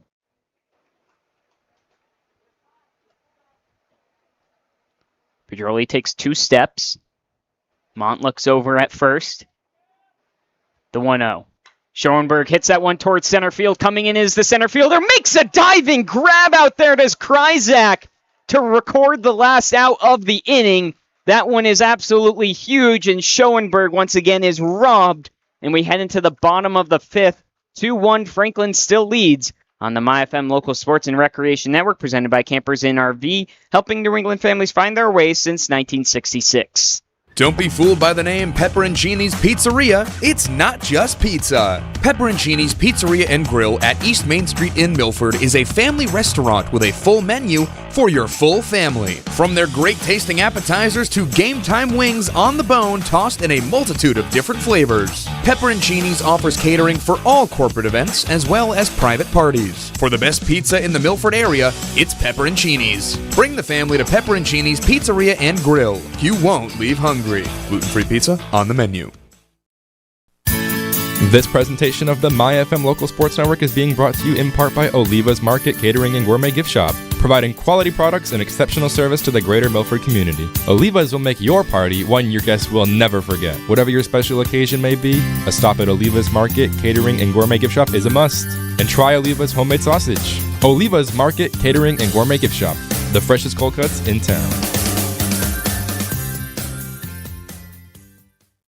This presentation of the MyFM Local Sports Network is brought to you by PJ's Restaurants. Enjoy authentic barbecue at PJ's Smoke and Grill in Midway. Award-winning wings, burgers, and steak tips at PJ's Bar and Grill in Bellingham. Or all-day breakfast and lunch at the newly reimagined Miss Menden Diner. PJ's Restaurants, proud supporters of local sports and proud sponsors of the MyFM Local Sports Network. Back here on the MyFM Local Sports and Recreation Network, presented by Campers Inn RV, your one-stop shop for RV sales, parts, and service. 8, 9, and 1 due up here for Franklin. It's first Jacoby Brown, the DH. Giancola still on the mound with 62 pitches thrown so far. Big swing on a strike down low. 0-1. A little bit of rain starting to fall now. It was anticipated around 5:30 to 7, there might be some light raindrops that come on out, but nothing that should force a stoppage, I wouldn't think, but we will see. There's just a little bit of dark cloudage as the next pitch is in there for a ball, evens the count at 1-1. As that one's hit towards center field, Pedroli's going to come on in and make the grab and record the first out of the inning. 1 down, and back to that last inning. Once again, Milford leaving 2 stranded, but it's because of the phenomenal play made by Kryzak out in center field, who went full extension forward to make the grab and not allow the tying run to come in. As the next one up is Henry George, as he lifts a high fly ball left field. Settling underneath it is Fournier. Takes a couple steps back now, comes in a step, and makes the grab, and 2 down. After just, I believe, 4 pitches in this inning. Believe you're right. And brings us to the top of the order, Gavin Hennigan. He's grounded out to second base twice today. Milford could do with a quick inning. Get those bats right back up there. Again, we're here in the bottom of the 5th. First pitch, that one's lifted foul down the third base line. Majorano is given chase, but there is no opportunity for a play to be made. Both him and Schoenberg will have to regroup, both pick up their hats and throw them back on. And again, the left-hander steps back in on an 0-1 as Schoenberg regroups to his spot, standing on just the edge of the infield dirt. The 0-1 bounced right across home plate. Hennigan takes that the whole way. And Giancola comes back, ready to work from the windup. Here's the pitch. That one's in there for a strike. Counts 1-2 with 2 down. Giancola brings the glove up to his face. Next pitch. Swung at that one low in the dirt. It escapes all the way to the backstop. He's going to be in there safe. It's going to be a strikeout, but in reaching on the error there is Hennigan. That strikeout brought to you by Unibank. But it's just as good as a single or a walk or anything in between because Hennigan's on first and brings up Sean Kryzak, who again made that beautiful diving catch. He is 0 for 1, got hit by a pitch but picked off. Here's the first pitch. He takes the breaking ball for a strike as it drops in there. 0-1. Giancola now on 71 as sun is peeking through. We got a sun shower going. All sorts of different weather happening here, and Giancola is going to step off to reset himself. It's just bipolar weather right now here in Milford. 0-1 the count. Here's the pitch. Runner takes off. Ball in the dirt. Scooped up. The throw down is not going to be in time. And so another stolen bag taken there by Franklin. They have been relentless on the base paths. It is 1-1. Is it only raining to my right now? Or can I just not see to the left? No, I think it's only raining to your right. It is crazy weather here. The 1-1. A beautiful breaking ball there that falls on the outside corner. It's like only the fans to the right side of the press box are getting rained on. We're also enjoying a fair share of sun. Here's the 1-2. That one's a ground ball over towards Majorano. Picks it up. The throw across the diamonds high and gets the tag. What an athletic play by Metcalf to swing his arm backwards and tag the runner Kryzak to get them out of the inning. We head into the top of the 6th inning right here on the MyFM Local Sports and Recreation Network, presented by Campers Inn RV, helping families create lifelong memories one adventure at a time. Hi, I'm Chris Foley, president of Unibank. Beyond banking transactions, Unibank's mission is to serve the Central Mass community through our philanthropic efforts. The more checking and savings accounts that you entrust to us, the more we're able to give back to nonprofit organizations. We have 14 convenient locations across the Central Mass region, and switching to us is an investment in your local community. Member FDIC, Equal Housing Lender, NMLS number 583135, unibank.com. Looking for a new ride? Make your next stop Milford Auto Mall. Now proudly serving customers from their new location on Route 140 in Hopedale, right next to Milford Tire and Service. Family owned and operated, Milford Auto Mall offers a great selection of quality used cars, trucks, and SUVs with friendly, hassle-free service. Whether you're buying your first vehicle or upgrading your current ride, Milford Auto Mall is here to help. Visit them today on Route 140 in Hopedale and Back here on the MyFM Local Sports and Recreation Network, presented by Campers Inn RV, helping New England families find their way since 1966. Well, that inning was retired by an absolute beautiful play, Brady, by Gavin Metcalf. That was insane. Blew my mind up here. I know my mouth was on the floor after seeing the umpire on the first base line signal that it was a tag out right there from Metcalf. Unbelievable stuff from the kid. Your untraditional 5-3 as it was sailed a bit high, but he grabbed the ball up high and swung his glove around him and able to get the last out. Mont still on the mound, 83 pitches. Ben Majorano, the number 7 hole hitter, steps up as Milford still looking for 1 run. First pitch, that one's fouled right off the top of the cage. That'll be 0-1. With the 7, 8, and 9 hitters, Majorano, Bouchard, and Iarussi, it looks like Sean Bouchard might be lining up to pinch hit for Brady Iarussi this inning. Here's the 0-1. Majorano lifts that one towards right field. Some air underneath it. George coming on over and makes the grab right along the line and records the first out. Now it is Sean Burchard in the on-deck circle as Josh Bouchard steps on up with one down, just trying to get a base runner onto the paths for Milford. Mont. His first pitch swung on and fouled by Bouchard. He's up to 86. Milford could have a productive inning here. They could knock him out for the 7th and force someone else to close out the game. As Bouchard lifts that one towards right field, it's going to go foul down the line. George gave his best effort chasing.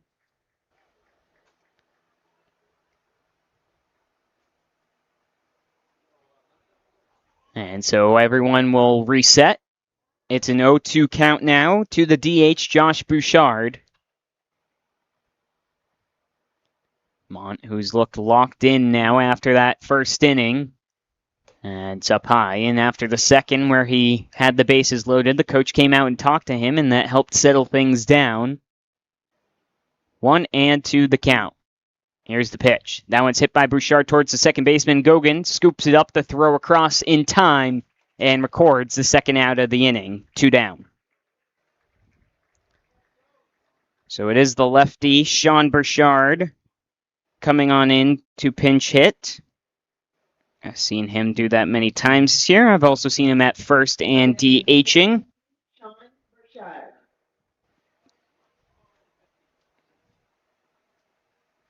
And just recording down that it's Sean Burchard stepping on up. He's a player who likes to pull the ball an awful lot.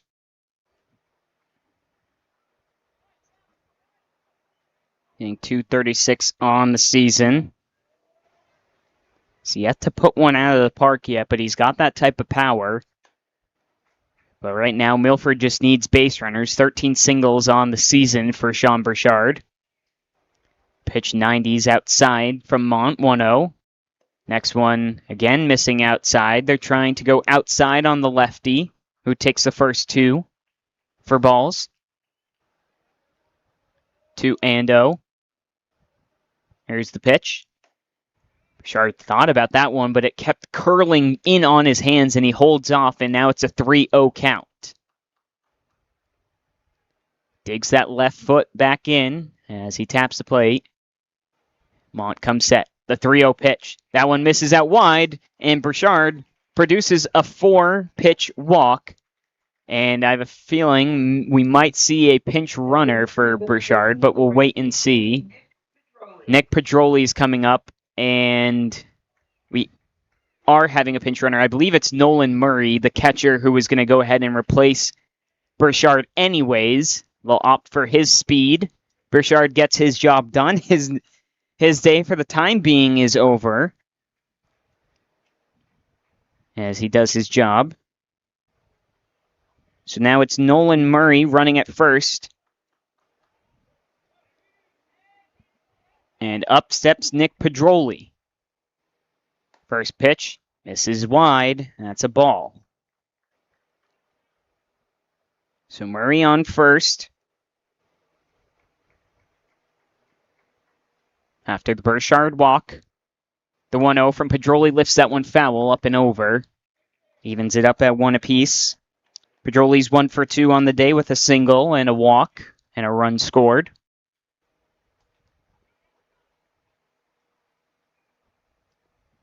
The left-hander digs back in. 1-1.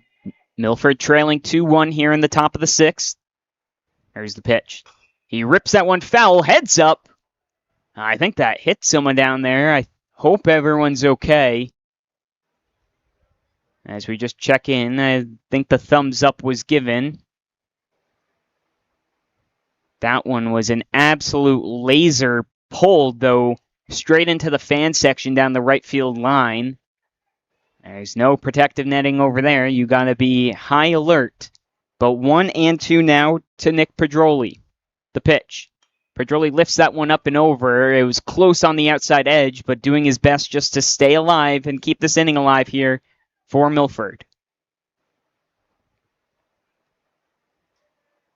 It's also pushing up the count of Mont at 97. Here's the 1-2.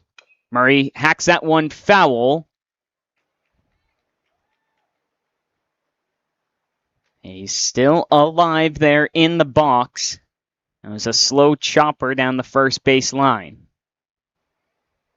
As a supply of foul balls coming back in, thrown into the catcher Miller, who hands it off to the ump. 1-2 remains the count to Nick Pedroli. Mont set. Here's the pitch. Pedroli swings on that one. This one's lifted to left field in fair territory. Hennigan comes on in, and he will make the grab. 99 pitches from Mont. He could probably have at least one more batter in the 7th, but the bottom of the 6th steps up here for Milford. They have to keep this one close on the MyFM Local Sports and Recreation Network, presented by Campers Inn RV, your headquarters for camping, road trips, and summer fun. Does Milford Federal have solutions for my business needs? If you're talking to banks about your commercial lending needs, then let Milford Federal be part of the conversation. Whether you're purchasing property, expanding your business, or refinancing debt, setting up the right financial structure is key to long-term success. Their commercial lending team will work with you to understand your current objectives, define your future goals, and recommend a solution that's tailored to your business. Call Milford Federal Bank at 508-381-5208. Our community, your bank. Member FDIC, Equal Housing Lender, NMLS number 465956. For 60 years, Crystal Pool and Spa has been helping families dive into summer the right way. From pool openings and water care to pumps, filters, liners, and robotic cleaners, we have everything you need to get your pool ready for a season of fun. Stop by Crystal Pool and Spa in Bellingham, your hometown pool experts for 6 decades and counting. Crystal Pool and Spa, 60 years of making summers better. Hello, my name is Nicole Consigli Commischlian, and I am co-owner of Consigli Ruggiero Funeral Home alongside my father, David Consigli. For over the past 75 years, we have been serving the greater Milford community as a family-owned and operated funeral home. We specialize in pre-planning and ensure that your needs are met one family at a time. We are here to ensure your last memory remains a special one. Please contact us at 508-473-0513 to let us assist you during this difficult time. Back here at Pheno Field, the MyFM Local Sports and Recreation Network, presented by Campers Inn RV, your one-stop shop for RV sales, parts, and service. Dylan Patemry alongside me, Brady Fontaine, as the 3, 4, and 5 hitters due up here for Franklin, hanging on to a narrow 1-run lead, as Giancola is going to go at least one more inning, it looks like, here for Milford. And then it's do or die for the Milford Bats. So they got to try and escape here without giving up a run, so that they just need to produce one in the top of the 7th to keep things alive. Jack Sullivan, the shortstop, will lead things off here for Franklin. He's 0 for 2 with a fly out and a ground out. Left-handed batter against the right-handed Giancola. Pitch 75 is on the outside for a called strike. On the fastball, Giancola has been rock solid today. Once again against this Franklin team. Here's the 0-1. That one's hit off home plate and foul. Might have actually caught Sullivan somewhere as well. But it's 0-2 as Jack takes a deep breath and digs back in. Giancola gets the sign. The pitch. That one's hit foul. That one over towards the Franklin side. Fans, it goes over all of them, though. No play to be made. Sullivan will keep the count now here at 0-2. Standing tall in the left-handed batter's box. The pitch. That one's in there for called strike 3. He thought it was inside, but it was painted by Giancola. Another strikeout brought to you by Unibank. What a day so far it's been for Giancola, including the drop third strike. That's 1, 2, 3, 4, 5, 6 strikeouts on the day for Giancola. Looking for number 7 here against Owen Miller. Miller's flown out to left center. And now, or right in center, as he pops that one up towards right field. Coming on in is Nick Pedroli, who makes the grab. So now it's an F9 and F8, and again an F9 for Owen Miller. And just like that, quickly 2 down, brings up Pat Luizzi. He'll step into a left-handed batter's box. He walked his last at-bat.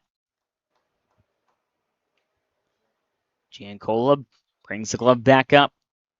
First pitch, fired in at the knees for a called strike. 0-1. A lot on the line here. State championship potential for Franklin to be won in this game. As the next pitch, another beauty from Giancola, who's been dealing. Milford having to get through this game and then another. Right now they're 1 strike away from getting their potential last bats up. Here's the 0-2. That pitch is swung and fouled. Staying alive, Luizzi. Again, Milford trailing 2-1. Bottom of the 6th inning. Giancola takes a deep breath, brings the glove up. Goes into his motion. The 0-2 again fouled off, just staying alive. However possible. Giancola now up to 83 pitches on the day. Through 5 2/3. Here's the 0-2. That one foul tipped just about. Escapes the glove of Murray. Well, I'm not sure I mentioned coming back in that Nolan Murray's behind the plate after Burchard pinch hit, got a 4-ball walk, and then Murray was the pinch runner, the direct replacement for Brady Iarusi behind the plate. Still 0-2. Here's the pitch. That one's down low. I think he was setting up out wide was Murray. So missing his zone there, or spot, Giancola. 1-2 is the count. Heads into the windup. The pitch. That one's hit, and that's going to get through into right field, just past the diving Metcalf. And Franklin keeps the inning alive and brings up the number 6 hitter, Zach Weiner. First baseman, who's 1 for 2 on the day with a run and a stolen bag. Luizzi reaches first for the 2nd time today.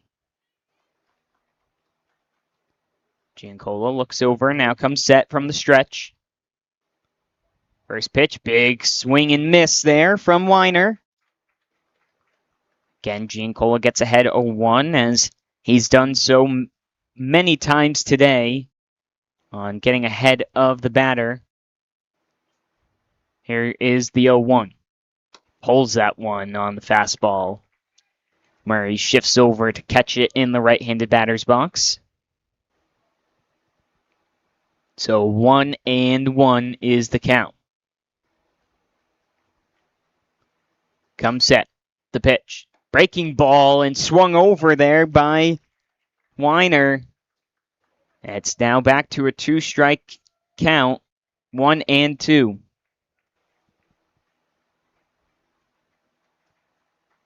Come set. Here's the pitch from Giancola. That one's fouled off. Franklin's not going to make it easy here for Giancola, now up to 90 pitches. You want to work his pitch count up as much as you can. It's 1-2. Small lead from Luizzi, not threatening to steal. The 1-2. Foul tipped and can't be grabbed by Murray. Caught the umpire. Looks like he's okay. But again, another 2-strike foul from this Franklin team. And Giancola just wanting to get out of this inning. A couple practice swings from the first baseman, Weiner. Back into the box he goes. Here's the pitch. That one just a bit inside and low. Evens it up 2-2. A good at-bat so far from Weiner. Now 92 pitches have crossed the plate by Giancola. Here's 93. That one's in there for a called strike 3. Milford's trailing 2-1.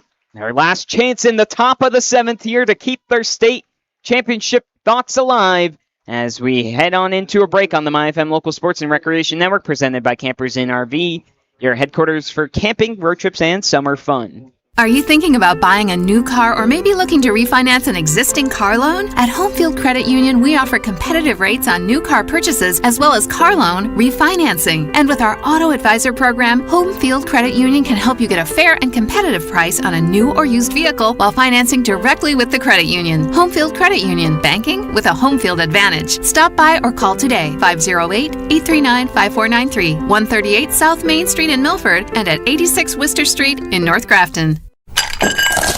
Whoa! Oh. Oops, sorry. That's fine, honey. Mom, I'm home from practice, and I brought the whole team. Oh, the floor. Okay, that's great. No, that's great. Hey, honey. Can you believe all the rain? Oh, we need new floors. Milford Hardwood, South Main Street, Milford. Your hardwood flooring professionals with a large selection of hardwood flooring to meet your budget. Pick up a sample today. Back in here, the MyFM Local Sports and Recreation Network, presented by Campers Inn RV, helping New England families find their way since 1966. Well, it's do or die here, Brady, for this Milford team. Certainly is. This is going to be the toughest task that this season has faced. This team has faced all season. As it'll be McGee, Fournier, and Metcalf. At 99 pitches is Mont. Once he hits 105, he's done, unless he starts in that bat before that 105. First pitch to McGee, rips that one into left field, gets down for a leadoff single, and that's the exact start Milford needed. It is do or die here. You get this crowd that had, started to go silent a little bit, back into it here. You hear the roar of the crowd after that one. Hit for an on-base hit from McGee right there. And now you got the crowd back behind you in a huge moment in this game. Here's Jackson Fournier. He lifts that one towards center field. Going back is Kryzak. He settles underneath it and makes the grab. And so Fournier unable to find the gap out there. And just like that now, one down. Now 101 pitches, just 2 thrown, a single and a fly out. So Mont can stay up at the pitcher's mound as it brings Gavin Metcalf up to the plate. McGee is the tying run on first. Mont looks over at first base. Now comes set. Here's the first pitch. That one's in there for a strike. As now the sign's given by DeVito as Metcalf will step back in. Again, they need a run here or Franklin claims their 3rd state title in 5 years. Next pitch is down low for a ball. And so it brings the count to 1-1. Mont looks over at first base. Here's the pitch. Hits that one hard. It's up on the third baseman. Hustling is Metcalf, and he's safe! And the ball gets away! Metcalf's hustling to second base, and now McGee's getting the turn to third base, and he's going to stay where he is. Second and third with one down on the hard hit ball from Gavin Metcalf, who was hustling to first base. He certainly was. He kicked it. I don't know if there's a gear on the gear shifter to explain what gear he just shifted into right there, because he took off. The dirt was flying like it was the Kentucky Derby out here. Yeah. My, oh my, we got a ball game here. It's going to be a thrill of a finish. And that was pitch 104, so that keeps Mont in the game. This is going to be Mont's last batter, regardless of the result here.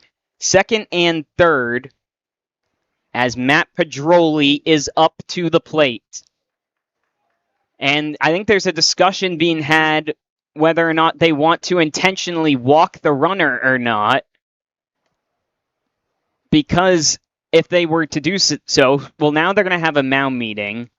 If they were to intentionally walk Matt Pedroli here, it would load the bases up. It would create a double play ball or the force out at home plate. If they do so, that'll bring Sam Schoenberg to the plate. I'm not sure the ruling, though, if that would have to knock Mon out or not. I think he would still be able to stay in because a pitch technically wouldn't be thrown, is my understanding. But they're having that meeting up on the mound. I think that's definitely the possibility that's being discussed right now of how they want to attack this. And let's see what they decide on. Now, it looks like they're going to attack Matt Pedroli here. No intentional walk is being given. Matt Pedroli today is 1 for 2 with a single and has reached on an error. First base is playing in. There's one down. Mont staring down Miller. Now comes set. Here's the pitch. That one's inside, but called a strike on the inside corner. That one was awfully close. As mentioned, this is Mont's final batter regardless. Staring on in. Again, second and third with one down. Comes set. The 0-1. That's inside. Almost hits Pedroli as he gets out the way. Evens it up. 1-1. Pedroli digs himself back in. Calm and relaxed. Lays the bat on the shoulder. Mont taking extra time. Now comes set. Here's the pitch. Pedroli rips that one up the middle. It's going to score at least one. They're going to hold up as the throw home. And good job there by Coach DeVito as Metcalf stays at third. It's an RBI single from Matt Pedroli.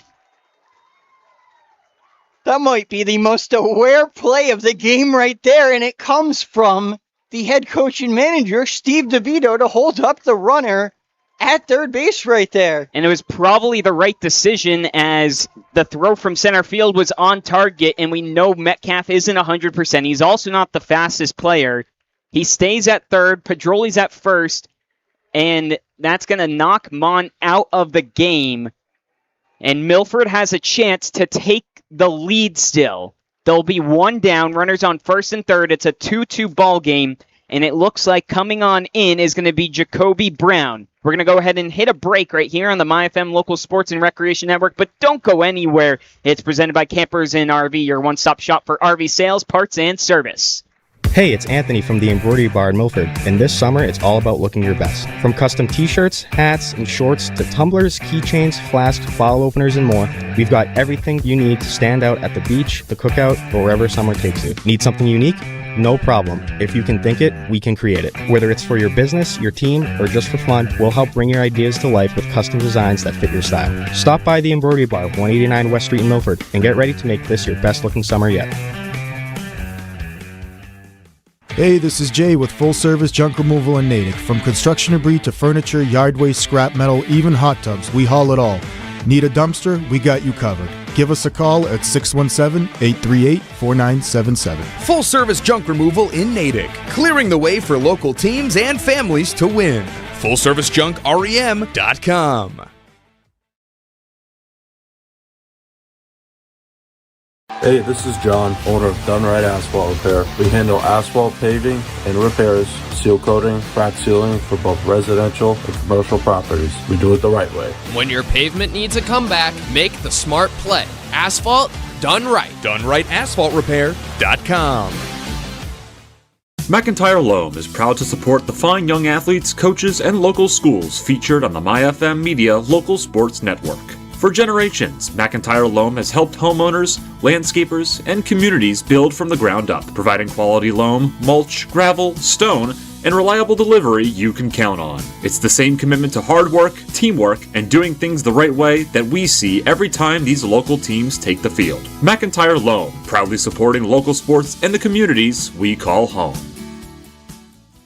Back here on the MyFM Local Sports and Recreation Network, presented by Campers Inn RV, your headquarters for camping, road trips, and summer fun.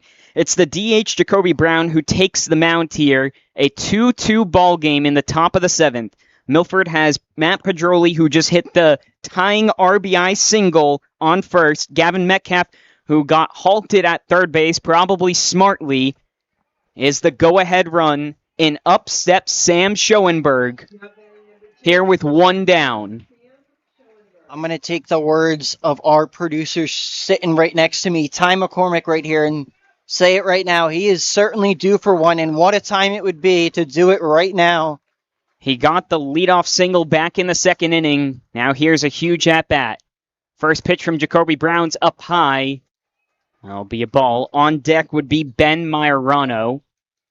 Should Schoenberg reach or get walked, the bases loaded.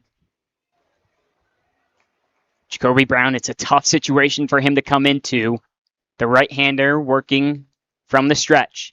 Next pitch, that's up high and out wide. 2-0. Worth noting, Jackson Fournier got some action in the bullpen. He's been since pulled out of there. But he is their de facto closer and available to make at least make most one appearance today. The 2-0. That one misses as well. 3 straight balls thrown by Brown. Fournier, who closed out the last game for Milford with 10 pitches. He can only make 2 appearances in 3 days. Deep breath from Brown.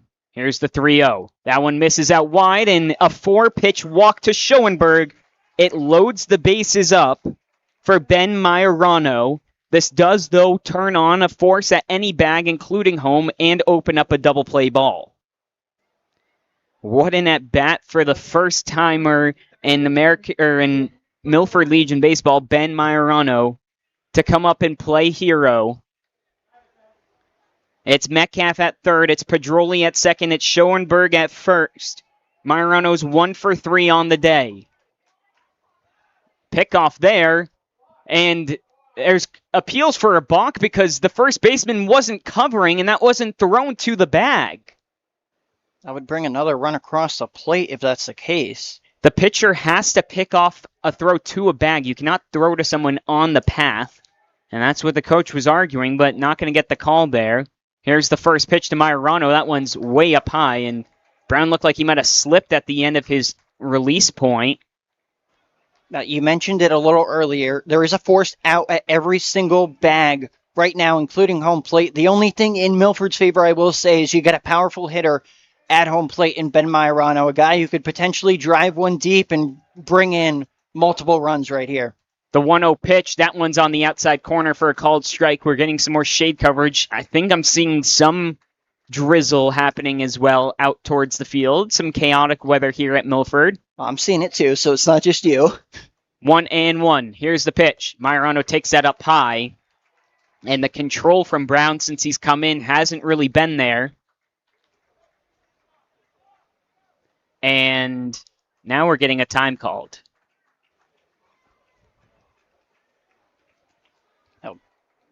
And I think they're calling in a reliever now for Jacoby Brown.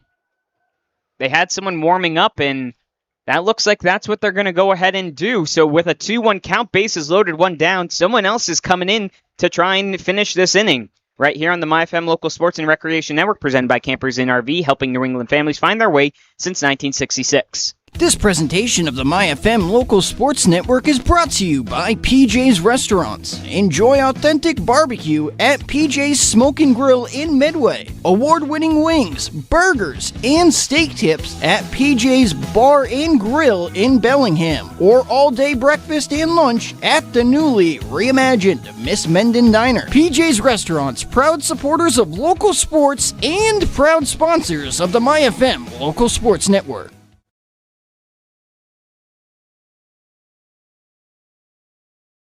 Looking for a new ride? Make your next stop Milford Auto Mall. Now proudly serving customers from their new location on Route 140 in Hopedale, right next to Milford Tire and Service. Family owned and operated, Milford Auto Mall offers a great selection of quality used cars, trucks, and SUVs with friendly, hassle-free service. Whether you're buying your first vehicle or upgrading your current ride, Milford Auto Mall is here to help. Visit them today on Route 140 in Hopedale and Does Milford Federal have solutions for my business needs? If you're talking to banks about your commercial lending needs, then let Milford Federal be part of the conversation. Whether you're purchasing property, expanding your business, or refinancing debt, setting up the right financial structure is key to long-term success. Their commercial lending team will work with you to understand your current objectives, define your future goals, and recommend a solution that's tailored to your business. Call Milford Federal Bank at 508-381-5208. Our community, your bank. Member FDIC, Equal Housing Lender, NMLS number 465956. Back here on the MyFM Local Sports and Recreation Network, presented by Campers Inn RV, helping New England families find their way since 1966. Well, it's Aiden Clark, number 4, who's going to go ahead and take the mound. Only 7 pitches thrown by Jacoby Brown before he gets pulled down. It's a short leash, but bases are loaded. It's a 2-2 ball game here in the bottom of the 7th inning. Majorano has a 2-1 count to him. It's an odd situation. You don't see it often that a pitcher gets pulled mid at bat, but in this case, Franklin's risking nothing. On first is Schoenberg. Second is Matt Pedroli. Third is Gavin Metcalf. Again, 1 down. Tied in the state championship game. Milford, though, needs to win this and the game after. Franklin just this one. The first pitch from Clark. That one's fouled off, and it'll bring the count 2-2 to Majorano. On deck is Josh Bouchard.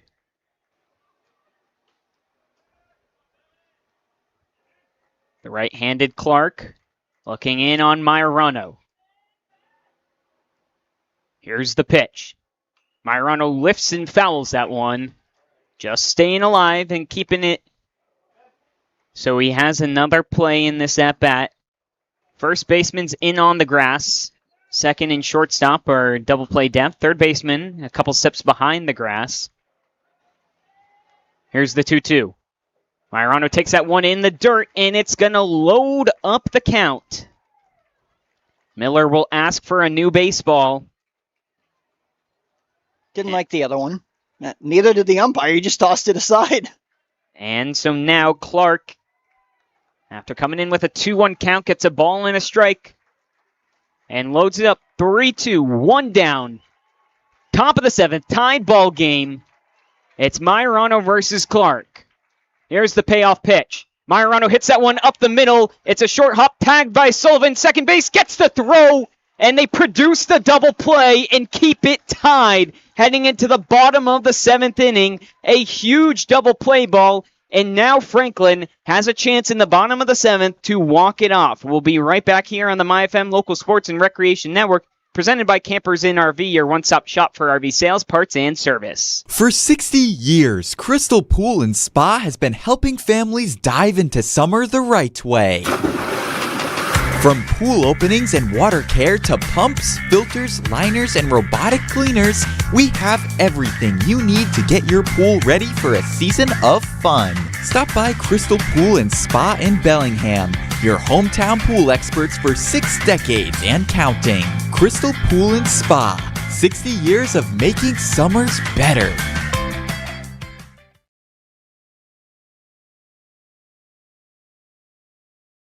Hello, my name is Nicole Consigli Commischlian, and I am co-owner of Consigli Ruggiero Funeral Home alongside my father, David Consigli. For over the past 75 years, we have been serving the greater Milford community as a family-owned and operated funeral home. We specialize in pre-planning and ensure that your needs are met one family at a time. We are here to ensure your last memory remains a special one. Please contact us at 508-473-0513 to let us assist you during this difficult time. Back here on the MyFM Local Sports and Recreation Network, presented by Campers Inn RV, helping families create lifelong memories one adventure at a time.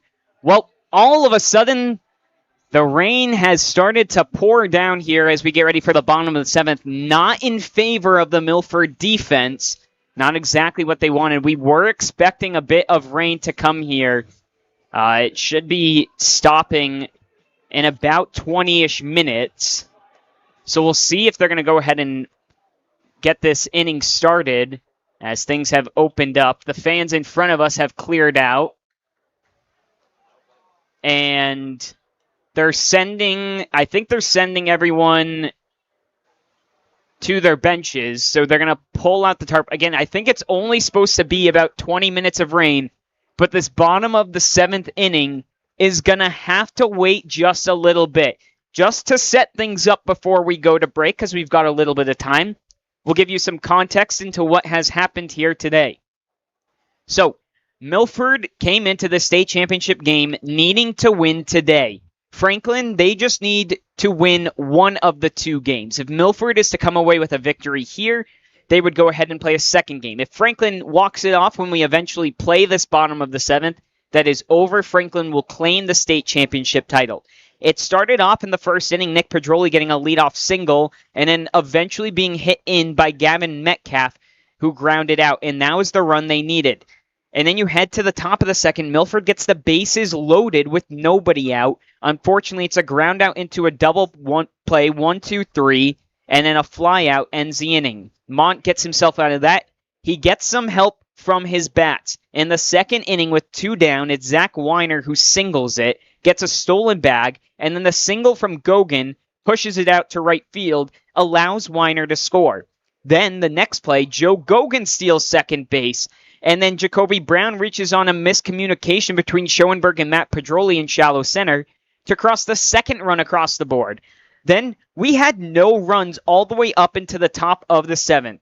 When Milford got a leadoff single from Joey McGee, they eventually then had second and third after an error allowed Gavin Metcalf to reach, move over to second, Joey McGee to third, and Matt Pedroli, who else, hit that one in and got the game tied up. Bases loaded, 1 down. What happens? Unfortunately, Majorano grounds into a 6-3 double play, and that's how we are now in the bottom of the 7th.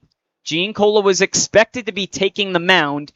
There'll be some warm-up pitches, but it is absolutely downpouring now. It has absolutely just started firing down. You can see how hard it's hitting on the respective dugouts. Again, I'm looking at the radar right now for Milford. It says rain is expected to stop in 15 minutes. If I had to take a guess, you're probably looking at around maybe 6:30, 6:40 when we'll pick back up for this bottom of the 7th game. We're going to go ahead and kick it to commercial break now, and we will keep you updated right here on the MyFM Local Sports and Recreation Network, presented by Campers Inn RV, helping New England families find their way since 1966. Hello, my name is Nicole Consigli Commischlian, and I am co-owner of Consigli Ruggiero Funeral Home alongside my father, David Consigli. For over the past 75 years, we have been serving the greater Milford community as a family-owned and operated funeral home. We specialize in pre-planning and ensure that your needs are met one family at a time. We are here to ensure your last memory remains a special one. Please contact us at 508-473-0513 to let us assist you during this difficult time. Are you thinking about buying a new car or maybe looking to refinance an existing car loan? At Homefield Credit Union, we offer competitive rates on new car purchases as well as car loan refinancing. And with our Auto Advisor program, Homefield Credit Union can help you get a fair and competitive price on a new or used vehicle while financing directly with the credit union. Homefield Credit Union, banking with a Homefield advantage. Stop by or call today, 508-839-5493, 138 South Main Street in Milford and at 86 Worcester Street in North Grafton.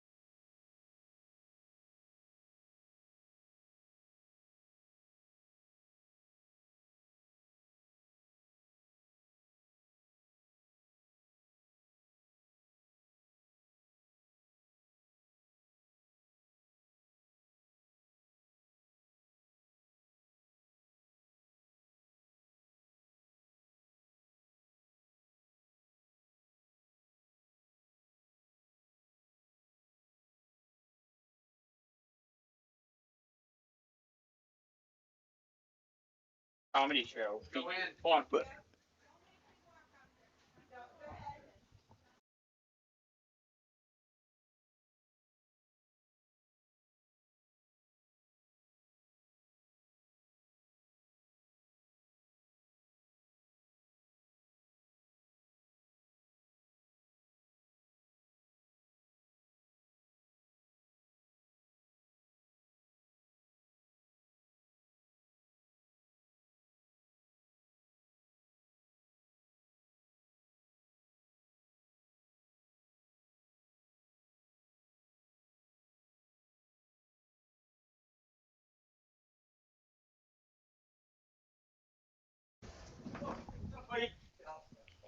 Welcome back on in, guys. We do have an update right now. So they are evaluating the field at the current time, but they're going to give it a half hour. They've taken the tarps off. There's not as many puddles as there was before, so they're just going to give it about a half hour to let it soak in and see what the field looks like, and then they're going to reassess the situation if they are going to continue with today's game or not. So let's see. Let me pull out my phone so I can check the time. It's currently 6:37, so I'd imagine around about 7:10 maybe-ish, somewhere around that. They will probably reevaluate the field and see how things are looking. And when that decision does come, we will go ahead and let you guys know and keep you updated. So until then, we're going to hang in here and wait and see. For those of you listening back in on the station, we're going to go ahead and kick it back there and give you guys, some tunes and some music to listen into while we are in this unfortunate rain delay of the state championship game.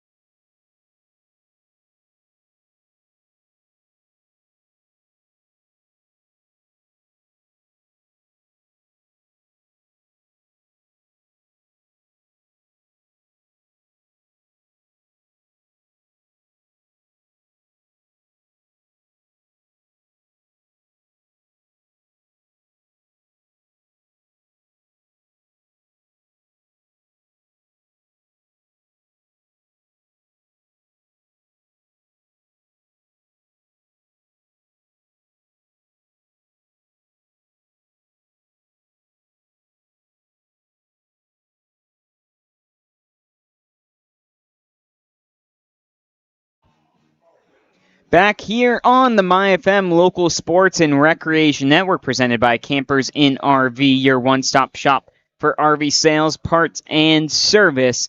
We are just about getting ready to get back into action. I'm just trying to track back because I didn't record when we exactly started downpouring. I think it was right around 6:06-ish when it started to downpour. It is currently 7:26, where it should be starting at 7:30. So going to be just about under an hour and a half rain delay we have. Dylan Patari alongside me, Brady Fontaine. It was downpouring. And if we're being honest, we didn't think this game was going to resume once again. There was a little bit more sprinkles at 7. We're seeing 50% chance at 8. Hopefully that misses us so that when, we're going to be positive, when this game goes to a second game, that we'll be able to get that underway. The field is looking better now. There's not as many puddles. It looks like things have about dried off. Again, we should be starting at 7:30. We'll set the scene, though. It's the bottom of the 7th. Not a pitch has been thrown yet. It's a 2-2 ball game. Franklin is due up. Due up are the 7, 8, and 9 hitters for Franklin. So they will be taking to the at-bat, and they need just one run across the board to claim the state title. If they do not, we head into extras. Should Milford win, we go into a second game.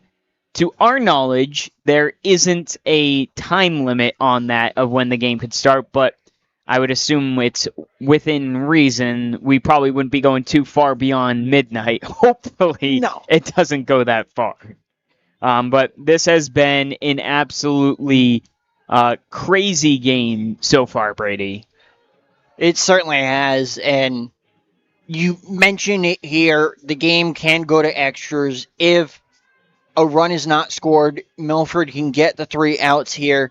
It'll go to extras, and for some funny reason, right now, I've got a feeling that if Milford can get the 1-2-3 for the 3 outs here right now, go 1-2-3, they're going to have a lot of momentum going into extra innings, and that just might be the difference maker with the delay here, because you come out of the delay, they have all the momentum out of the gate from the delay to go into extra innings with, and if you're Franklin, you really don't have much to work with, unfortunately.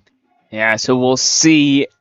I'm seeing some work up there in the bullpen for Milford. I have a feeling we're not going to see Gene Cola. I think I want to say it was Jordan Materano hanging out and about, that we might see him come in relief. It's just hard. They already hold down Gene Cola's pitches as well, so I think maybe that change was already told about what's going to be happening, that he's coming out. He was going to get ready to start the 7th inning, which made sense on 93 pitches, but you're coming out cold. He's only going to have, or actually I think it was 97 pitches. It was something around there. I'll have to double check. It'd probably be good for maybe 2 batters, but he's going to be coming in cold. You'd rather just bring someone in to come out and close this inning. Exactly that. I mean, I think even Giancola wouldn't, with what's at stake right now, I don't think Giancola would want to come back into this game with a cold arm. And for the from the coaching staff's point, it is the right choice to, put in a new arm that it's kind of I guess you could say it's kind of a cold arm from being there sitting during the delay, but it's not like they've already been out there pitching for 6 innings and now they're coming back after almost an hour and a half delay. Well, they're taking the field, and it's Jackson Fournier who's coming on in to try and shore up this 7th inning. It's Josh Bouchard who's going to go ahead from DHing, and he's going to move into left field now. So it will be Jackson Fournier who comes in to try and close out this inning, although then they will have to proceed to the 8th, which you might see him as well. This is his only appearance he can make. Granted, we play a second game today. He would not be available because of the 2 appearances in 3 games, so he can go a little bit extra than just the 1 inning. We saw him do so back in the not the state championship, back in the District 4 championship game against Leominster, where he went and did that. So we go ahead and look at Josh Giancola's final stat line, which is quite the beauty. 6 innings pitched, just 3 hits allowed, 2 runs, 1 earned run, 1 walk, and 7 strikeouts. A beautiful performance there, Brady, from Josh Giancola. It certainly was. And you mentioned Fournier coming in now as the closing pitcher. We had a discussion pregame and in the break if a closing pitcher came in, who it could possibly be. We were considering that the possibility could be you see Tyler Ballard come in as a closing pitcher for this game. But I think if Milford can force a second game here, I think there's a very likely chance you may see Tyler Ballard start off the second game. Well, right now they got to take it inning by inning. Setting the scene again. It's the state championship. It's 2-2, bottom of the 7th. We're starting after just about an hour and a half rain delay. It's going to be Josh Gogan who steps up to the plate here for Franklin. They need just 1 run. The left-handed batter steps back in. We've got the sun as it's getting ready to set sail down the right field line. It's just poking out a bit of sunlight as the clouds go into the background as the first pitch from Fournier's fired in there for a strike. We've officially resumed play. It's 0-1 to Gogan from Jackson Fournier, who is now on the mound. The 0-1 pitch, fastball misses out wide. Again, Josh Bouchard is now no longer DHing. He is taken over in left field. Here's the 1-1. That one's fired in for a strike as well. Not as big a crowd as we once had, but maybe people will start trickling their way back out here as we have resumed. 1-2. That one's lifted out towards left field. Bouchard's going back on it. He settles underneath, and welcome to the field, Josh Bouchard. He gets the put out, 1 down. Got to feel good for him. You get moved into that position coming out of the rain break, and instantly you grab that fly ball for the first out. So it's going to bring up Aiden Clark for the pitcher. Jacoby Brown, who threw just 7, was DH beforehand. Takes the first pitch in there for a strike. Jackson Fournier wasting absolutely no time. The assumption is if it went to an 8th, Clark would probably pick right back up on the mound. Fournier steps off just for a second. Now here comes the 0-1. A slider getting Clark to reach down low, and now brings 0-2. It looked like it slid and dropped a little bit. Beautiful pitch right there from Fournier to get the batter swinging. Here's the 0-2. Fastball just misses up high. That'll be a ball, 1-2. The change in velocity from that slider to fastball is extreme. Here's the 1-2. Fastball on the outside corner for a called strike. That strikeout brought to you by Unibank. 2 down here in the bottom of the 7th. I mentioned it in the pregame. So far, this start right now for Milford is huge for purposes of momentum and gaining momentum coming back from the rain delay. Well, the right fielder, Henry George, is going to try and keep things alive with 2 down. Here's the first pitch, fired in there for a strike. Hasn't skipped a beat, has Fournier. As now stepping back in is George. 0-1. Here's the pitch. That fastball misses up high. So we'll even things up at 1-1. The next pitch. That one's fouled off. Up and over. And it'll bring 1-2. As there's a decent amount of people now making their way back in. But it gets real silent as Fournier gets ready to go. 1-2. Here is the pitch. Slider drops in for a called strike. A beauty! Another strikeout by Fournier. We're heading to extra innings here in the state championship game. Milford will be due up in the top of the 8th, right here on the MyFM Local Sports and Recreation Network, presented by Campers Inn RV, helping families create lifelong memories one adventure at a time. Hey, it's Anthony from the Embroidery Bar in Milford, and this summer it's all about looking your best. From custom t-shirts, hats, and shorts to tumblers, keychains, flasks, bottle openers, and more, we've got everything you need to stand out at the beach, the cookout, or wherever summer takes you. Need something unique?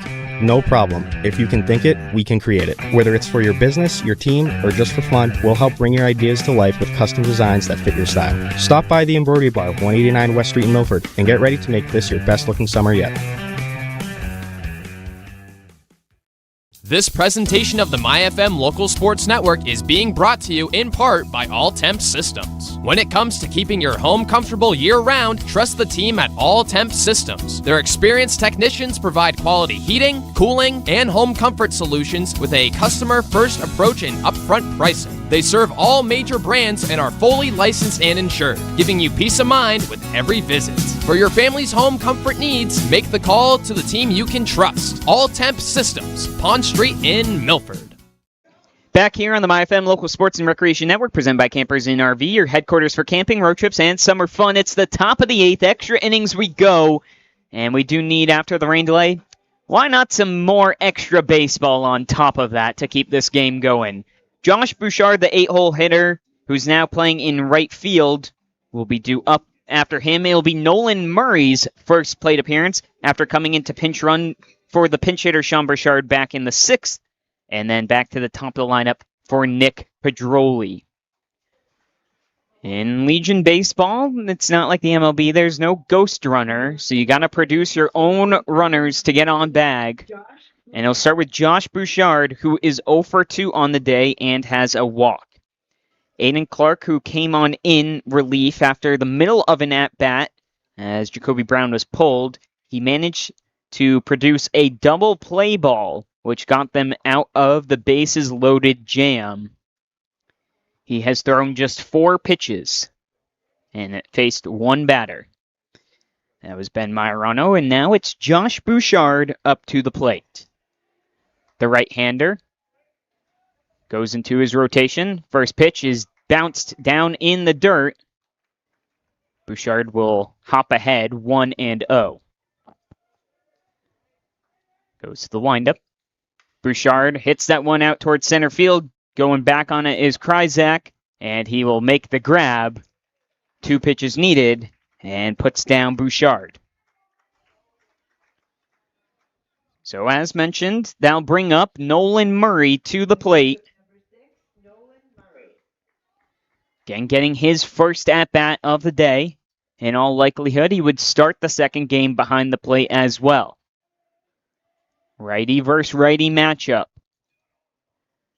Here's the pitch. Murray takes that one down low for a ball.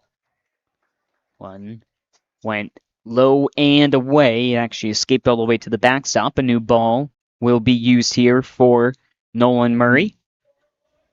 The 1-0. Up high. Brings the count to 2-0.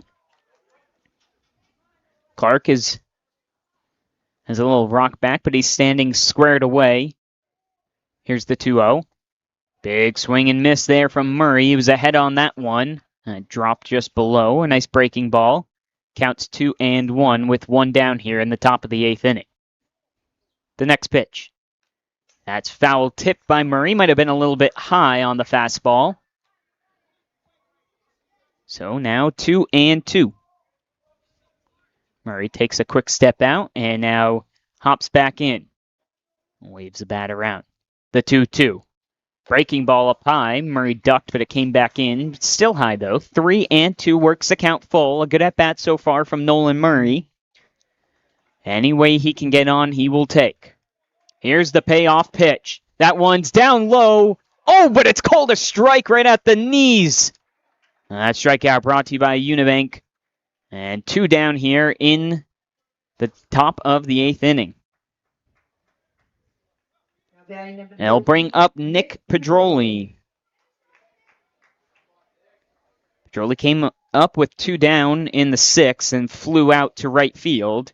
He's got just 1 base hit on the day so far. He fouls that one straight back.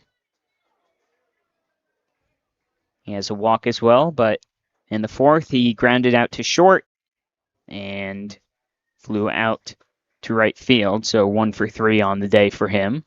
The 0-1, Pedroli hits that one out towards right field, coming on in, and George will make the grab. They go 1, 2, 3. We head on into the bottom of the 8th inning right here on the MyFM Local Sports and Recreation Network, presented by Campers Inn RV, your headquarters for camping, road trips, and summer fun. Hey, it's Anthony from the Embroidery Bar in Milford, and this summer it's all about looking your best. From custom t-shirts, hats, and shorts to tumblers, keychains, flasks, bottle openers, and more, we've got everything you need to stand out at the beach, the cookout, or wherever summer takes you. Need something unique? No problem. If you can think it, we can create it. Whether it's for your business, your team, or just for fun, we'll help bring your ideas to life with custom designs that fit your style. Stop by the Embroidery Bar, 189 West Street in Milford, and get ready to make this your best looking summer yet. Hey, this is Jay with Full Service Junk Removal in Natick. From construction debris to furniture, yard waste, scrap metal, even hot tubs, we haul it all. Need a dumpster? We got you covered. Give us a call at 617-838-4977. Full service junk removal in Natick, clearing the way for local teams and families to win. FullServiceJunkREM.com. Hey, this is Ray, the owner of Tailwind Tavern and Hopedale Pizza Market. We've got pizza, sandwich, chicken, seafood, and drinks perfect for the whole family after the game. From post-practice dinners to game day nights, make the winning stop Tailwind Tavern in Hopedale, where families win after the game. Hey, this is John, owner of Done Right Asphalt Repair. We handle asphalt paving and repairs, seal coating, crack sealing for both residential and commercial properties. We do it the right way. When your pavement needs a comeback, make the smart play. Asphalt done right. DoneRightAsphaltRepair.com. Back here at Pheno Field in Milford, Massachusetts on the MyFM Local Sports and Recreation Network, presented by Campers Inn RV, helping New England families find their way since 1966. It's the bottom of the 8th. Due up is the top of the order. Gavin Hennigan, Sean Kryzak, and Jack Sullivan for Franklin, looking to walk things off as it's 2-2 to try and claim their third state title in 5 years. Jackson Fournier stays up on the mound. He's thrown 12 pitches. Again, Milford's the away team, losing the... Or actually, it might not even have been a coin flip, but they are the away team regardless. Here's the first pitch. That one misses. Fastball high and away. 1-0 will be the count. We had an hour and a half rain delay, but we're back at things as that one's lifted out towards right center field. Nick Pedroli is tracking it, but it's going to get down for extra bases. That one's at the fence. The throw is in, and holding up at second base, it's a leadoff double for Gavin Hennigan, and that run is the state championship winning run. So it brings up the number 2 hitter, Sean Kryzak, and Brady, I think here, even though it's your 2-hole hitter, you think about bunting him over. I think you might take a sacrifice bunt, move him 90 feet away from the winning run, and you go from there. So he's going to step on in, got quite the few signage. There's nobody out. And Sean Kryzak steps up. Here's a pitch, shows bunt. That one's a ball. As he pulls away, I think everybody knew what was coming there. He didn't even bother holding off on it. 1-0 is the count. Fournier gets the call. Now comes set. Here's the pitch. Shows bunt. That one's in there for a strike on the outside corner as he pulled away. And it's 1-1. Now getting the sign here. Still a potential for a bunt with just one strike. Fournier comes set. Here's the 1-1. Shows bunt. That one's popped up foul. And so now 2 strikes. He's going to almost 100% likelihood of going to swing here now. 1 ball and 2 strike. The high fastball from Fournier couldn't be settled down on the bunt of Kryzak. Infield shifts back now. McGee shifts over to cover at second base with a right-handed hitter. The 1-2. Slider inside, blocked well by Murray. And evens the count. Fournier couldn't quite find his location. Back up on the mound. A leadoff double from Hennigan has Franklin in a good position here. Fournier comes set. Here's the pitch. That one's a chopper. That one, and they're going to go to first base on it, and advancing the third and doing just enough there was Kryzak, and it moves Hennigan into scoring position, or into third base just 90 feet away from home. So the infield is going to come in on the grass. The outfield will play slightly shorter depth, as anything past that will likely score a run on a sacrifice fly. One down, and they're going to intentionally walk. They might intentionally walk the next two batters to load them up.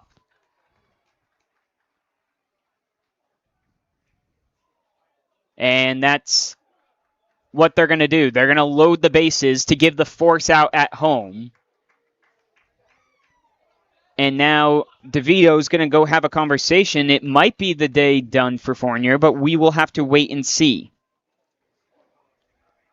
So Coach DeVito wants to make it an easier play for it to be a play to home.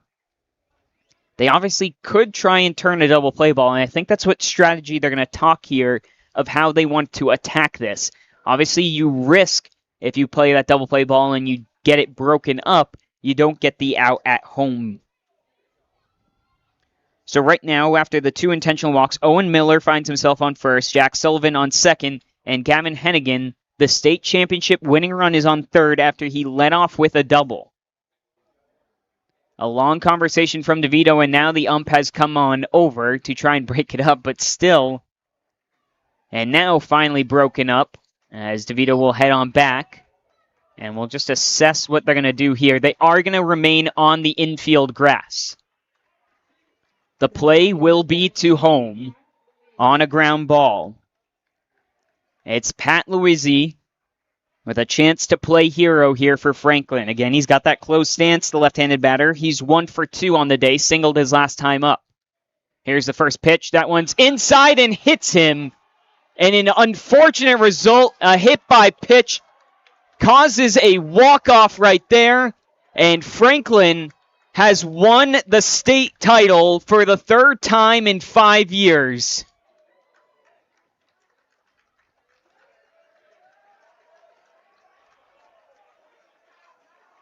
It's not the prettiest way, but it gets the job done, and it's unfortunate for Fournier.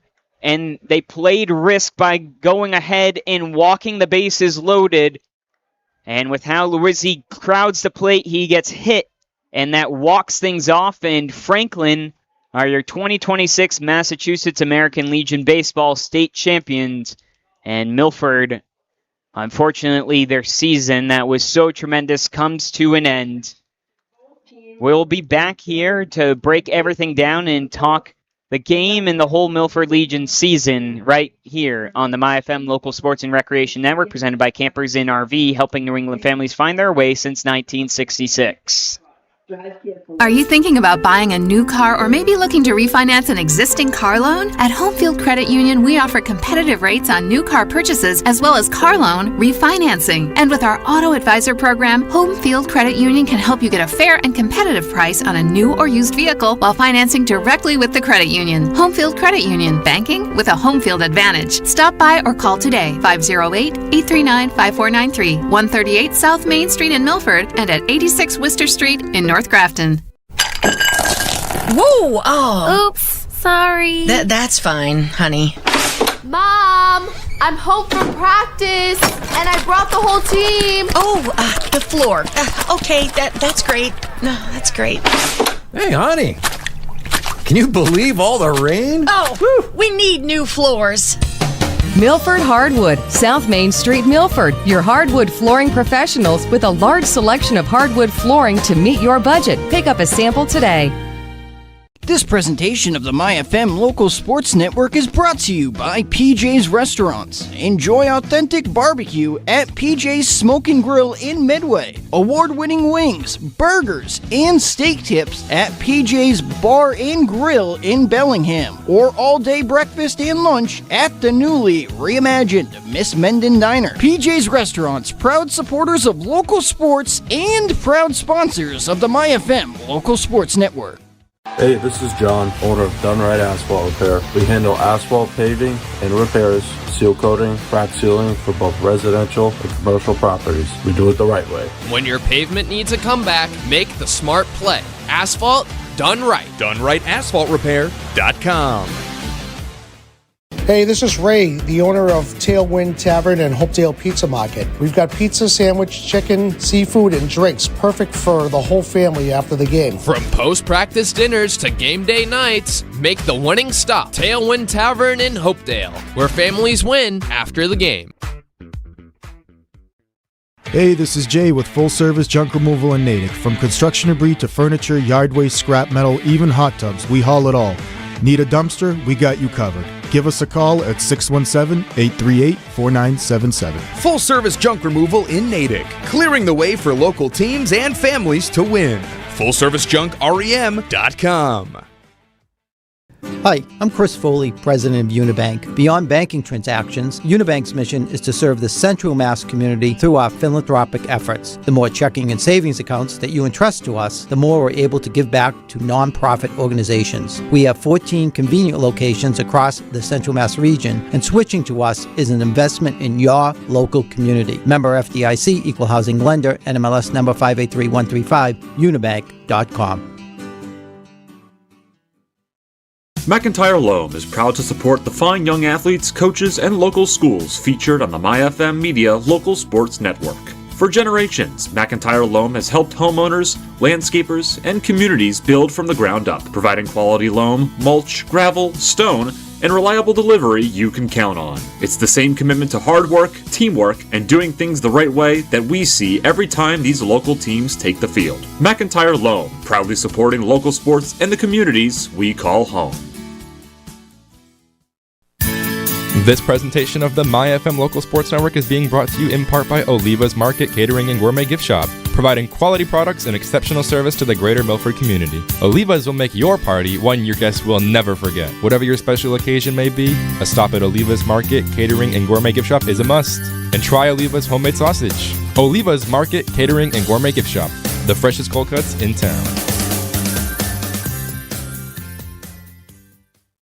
Don't be fooled by the name Pepperoncini's Pizzeria. It's not just pizza. Pepperoncini's Pizzeria and Grill at East Main Street in Milford is a family restaurant with a full menu for your full family. From their great tasting appetizers to game time wings on the bone tossed in a multitude of different flavors. Pepperoncini's offers catering for all corporate events as well as private parties. For the best pizza in the Milford area, it's Pepperoncini's. Bring the family to Pepperoncini's Pizzeria and Grill. You won't leave hungry. Gluten-free pizza on the menu. Back here on the MyFM Local Sports and Recreation Network, presented by Campers Inn RV, helping New England families find their way since 1966. As we have the trophy presentation going on right now, tonight's post-game show is sponsored by Crystal Pool and Spa, the pool supply store that's all about fun, Route 140 in Bellingham. We'll first of all want to congratulate Franklin on an amazing season.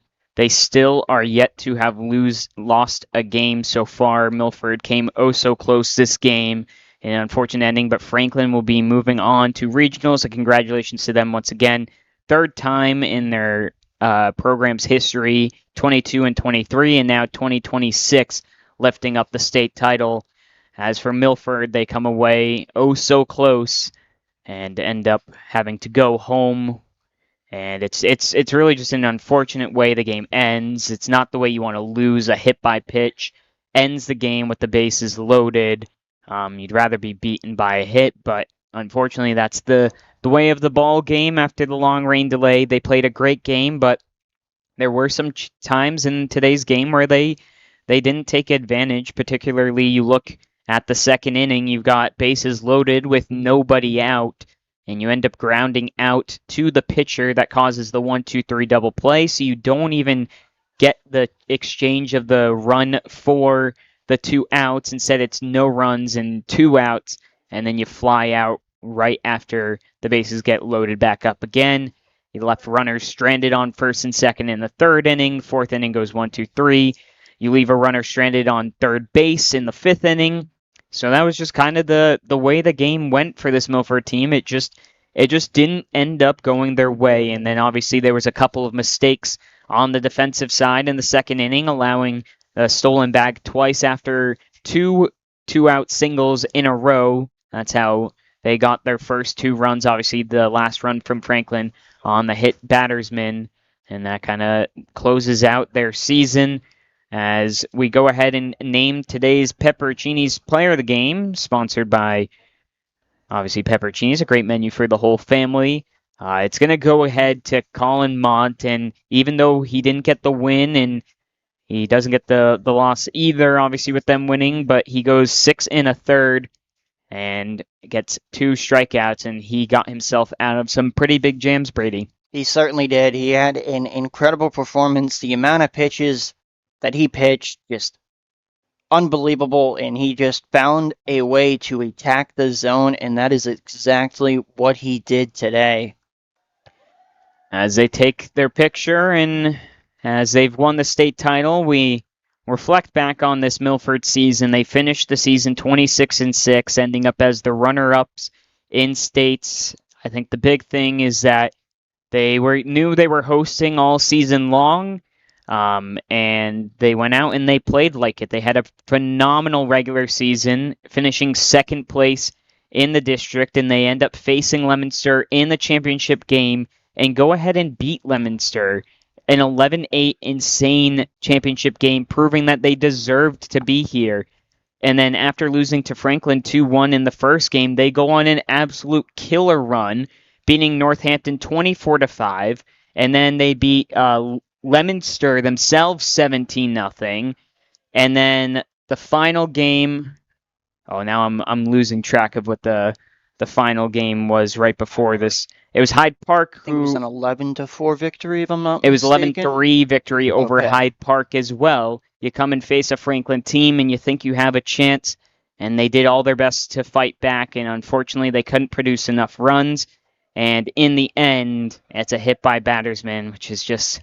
It's probably the worst way to lose a baseball game, and it really sucks. And all the pressure was on Jackson Fournier, who was a tremendous ball player this season, and I'm sure he's going to feel like a lot of that falls on him. It's a full team effort, and it's just the unfortunate way that the baseball goes, and that's how things end up. And so no second game will be played here today as we close out the Milford season as they lose in extras 3-2 here in the state championship game. Want to thank all of our listeners for following throughout the entire season. We really appreciate it. Couldn't do without you, all of our sponsors. Everyone who came out to Pheno Field and brought it alive. Want to thank everyone who helped out with the broadcast, whether they are here today or not. But as we close things out, want to thank Rachel Geddes back at the station for being our board op. Ty McCormick, our producer, alongside me on my left side, Brady Fontaine, who was color slash camera today. We want to thank also Dick Ferrucci for all the food he supplied us with throughout the season. Kept us fueled up here. Signing off from the Milford Legion season 2026, I'm Dylan Pretemery. Have a beautiful night, everybody. There's nothing like hometown sports. The roar of the crowd, the thrill of Friday night lights, and the pride of seeing our young athletes give everything they've got. This season, your business can stand right beside them by becoming a sponsor of the MyFM Media Local Sports Network, covering football, hockey, basketball, soccer, and Milford Legion baseball. Support the teams, celebrate the athletes, and stay atop of the mind with thousands of passionate local families who love our coverage. Join the businesses that invest in our community's future. Visit myfmdigital.com to book a meeting today.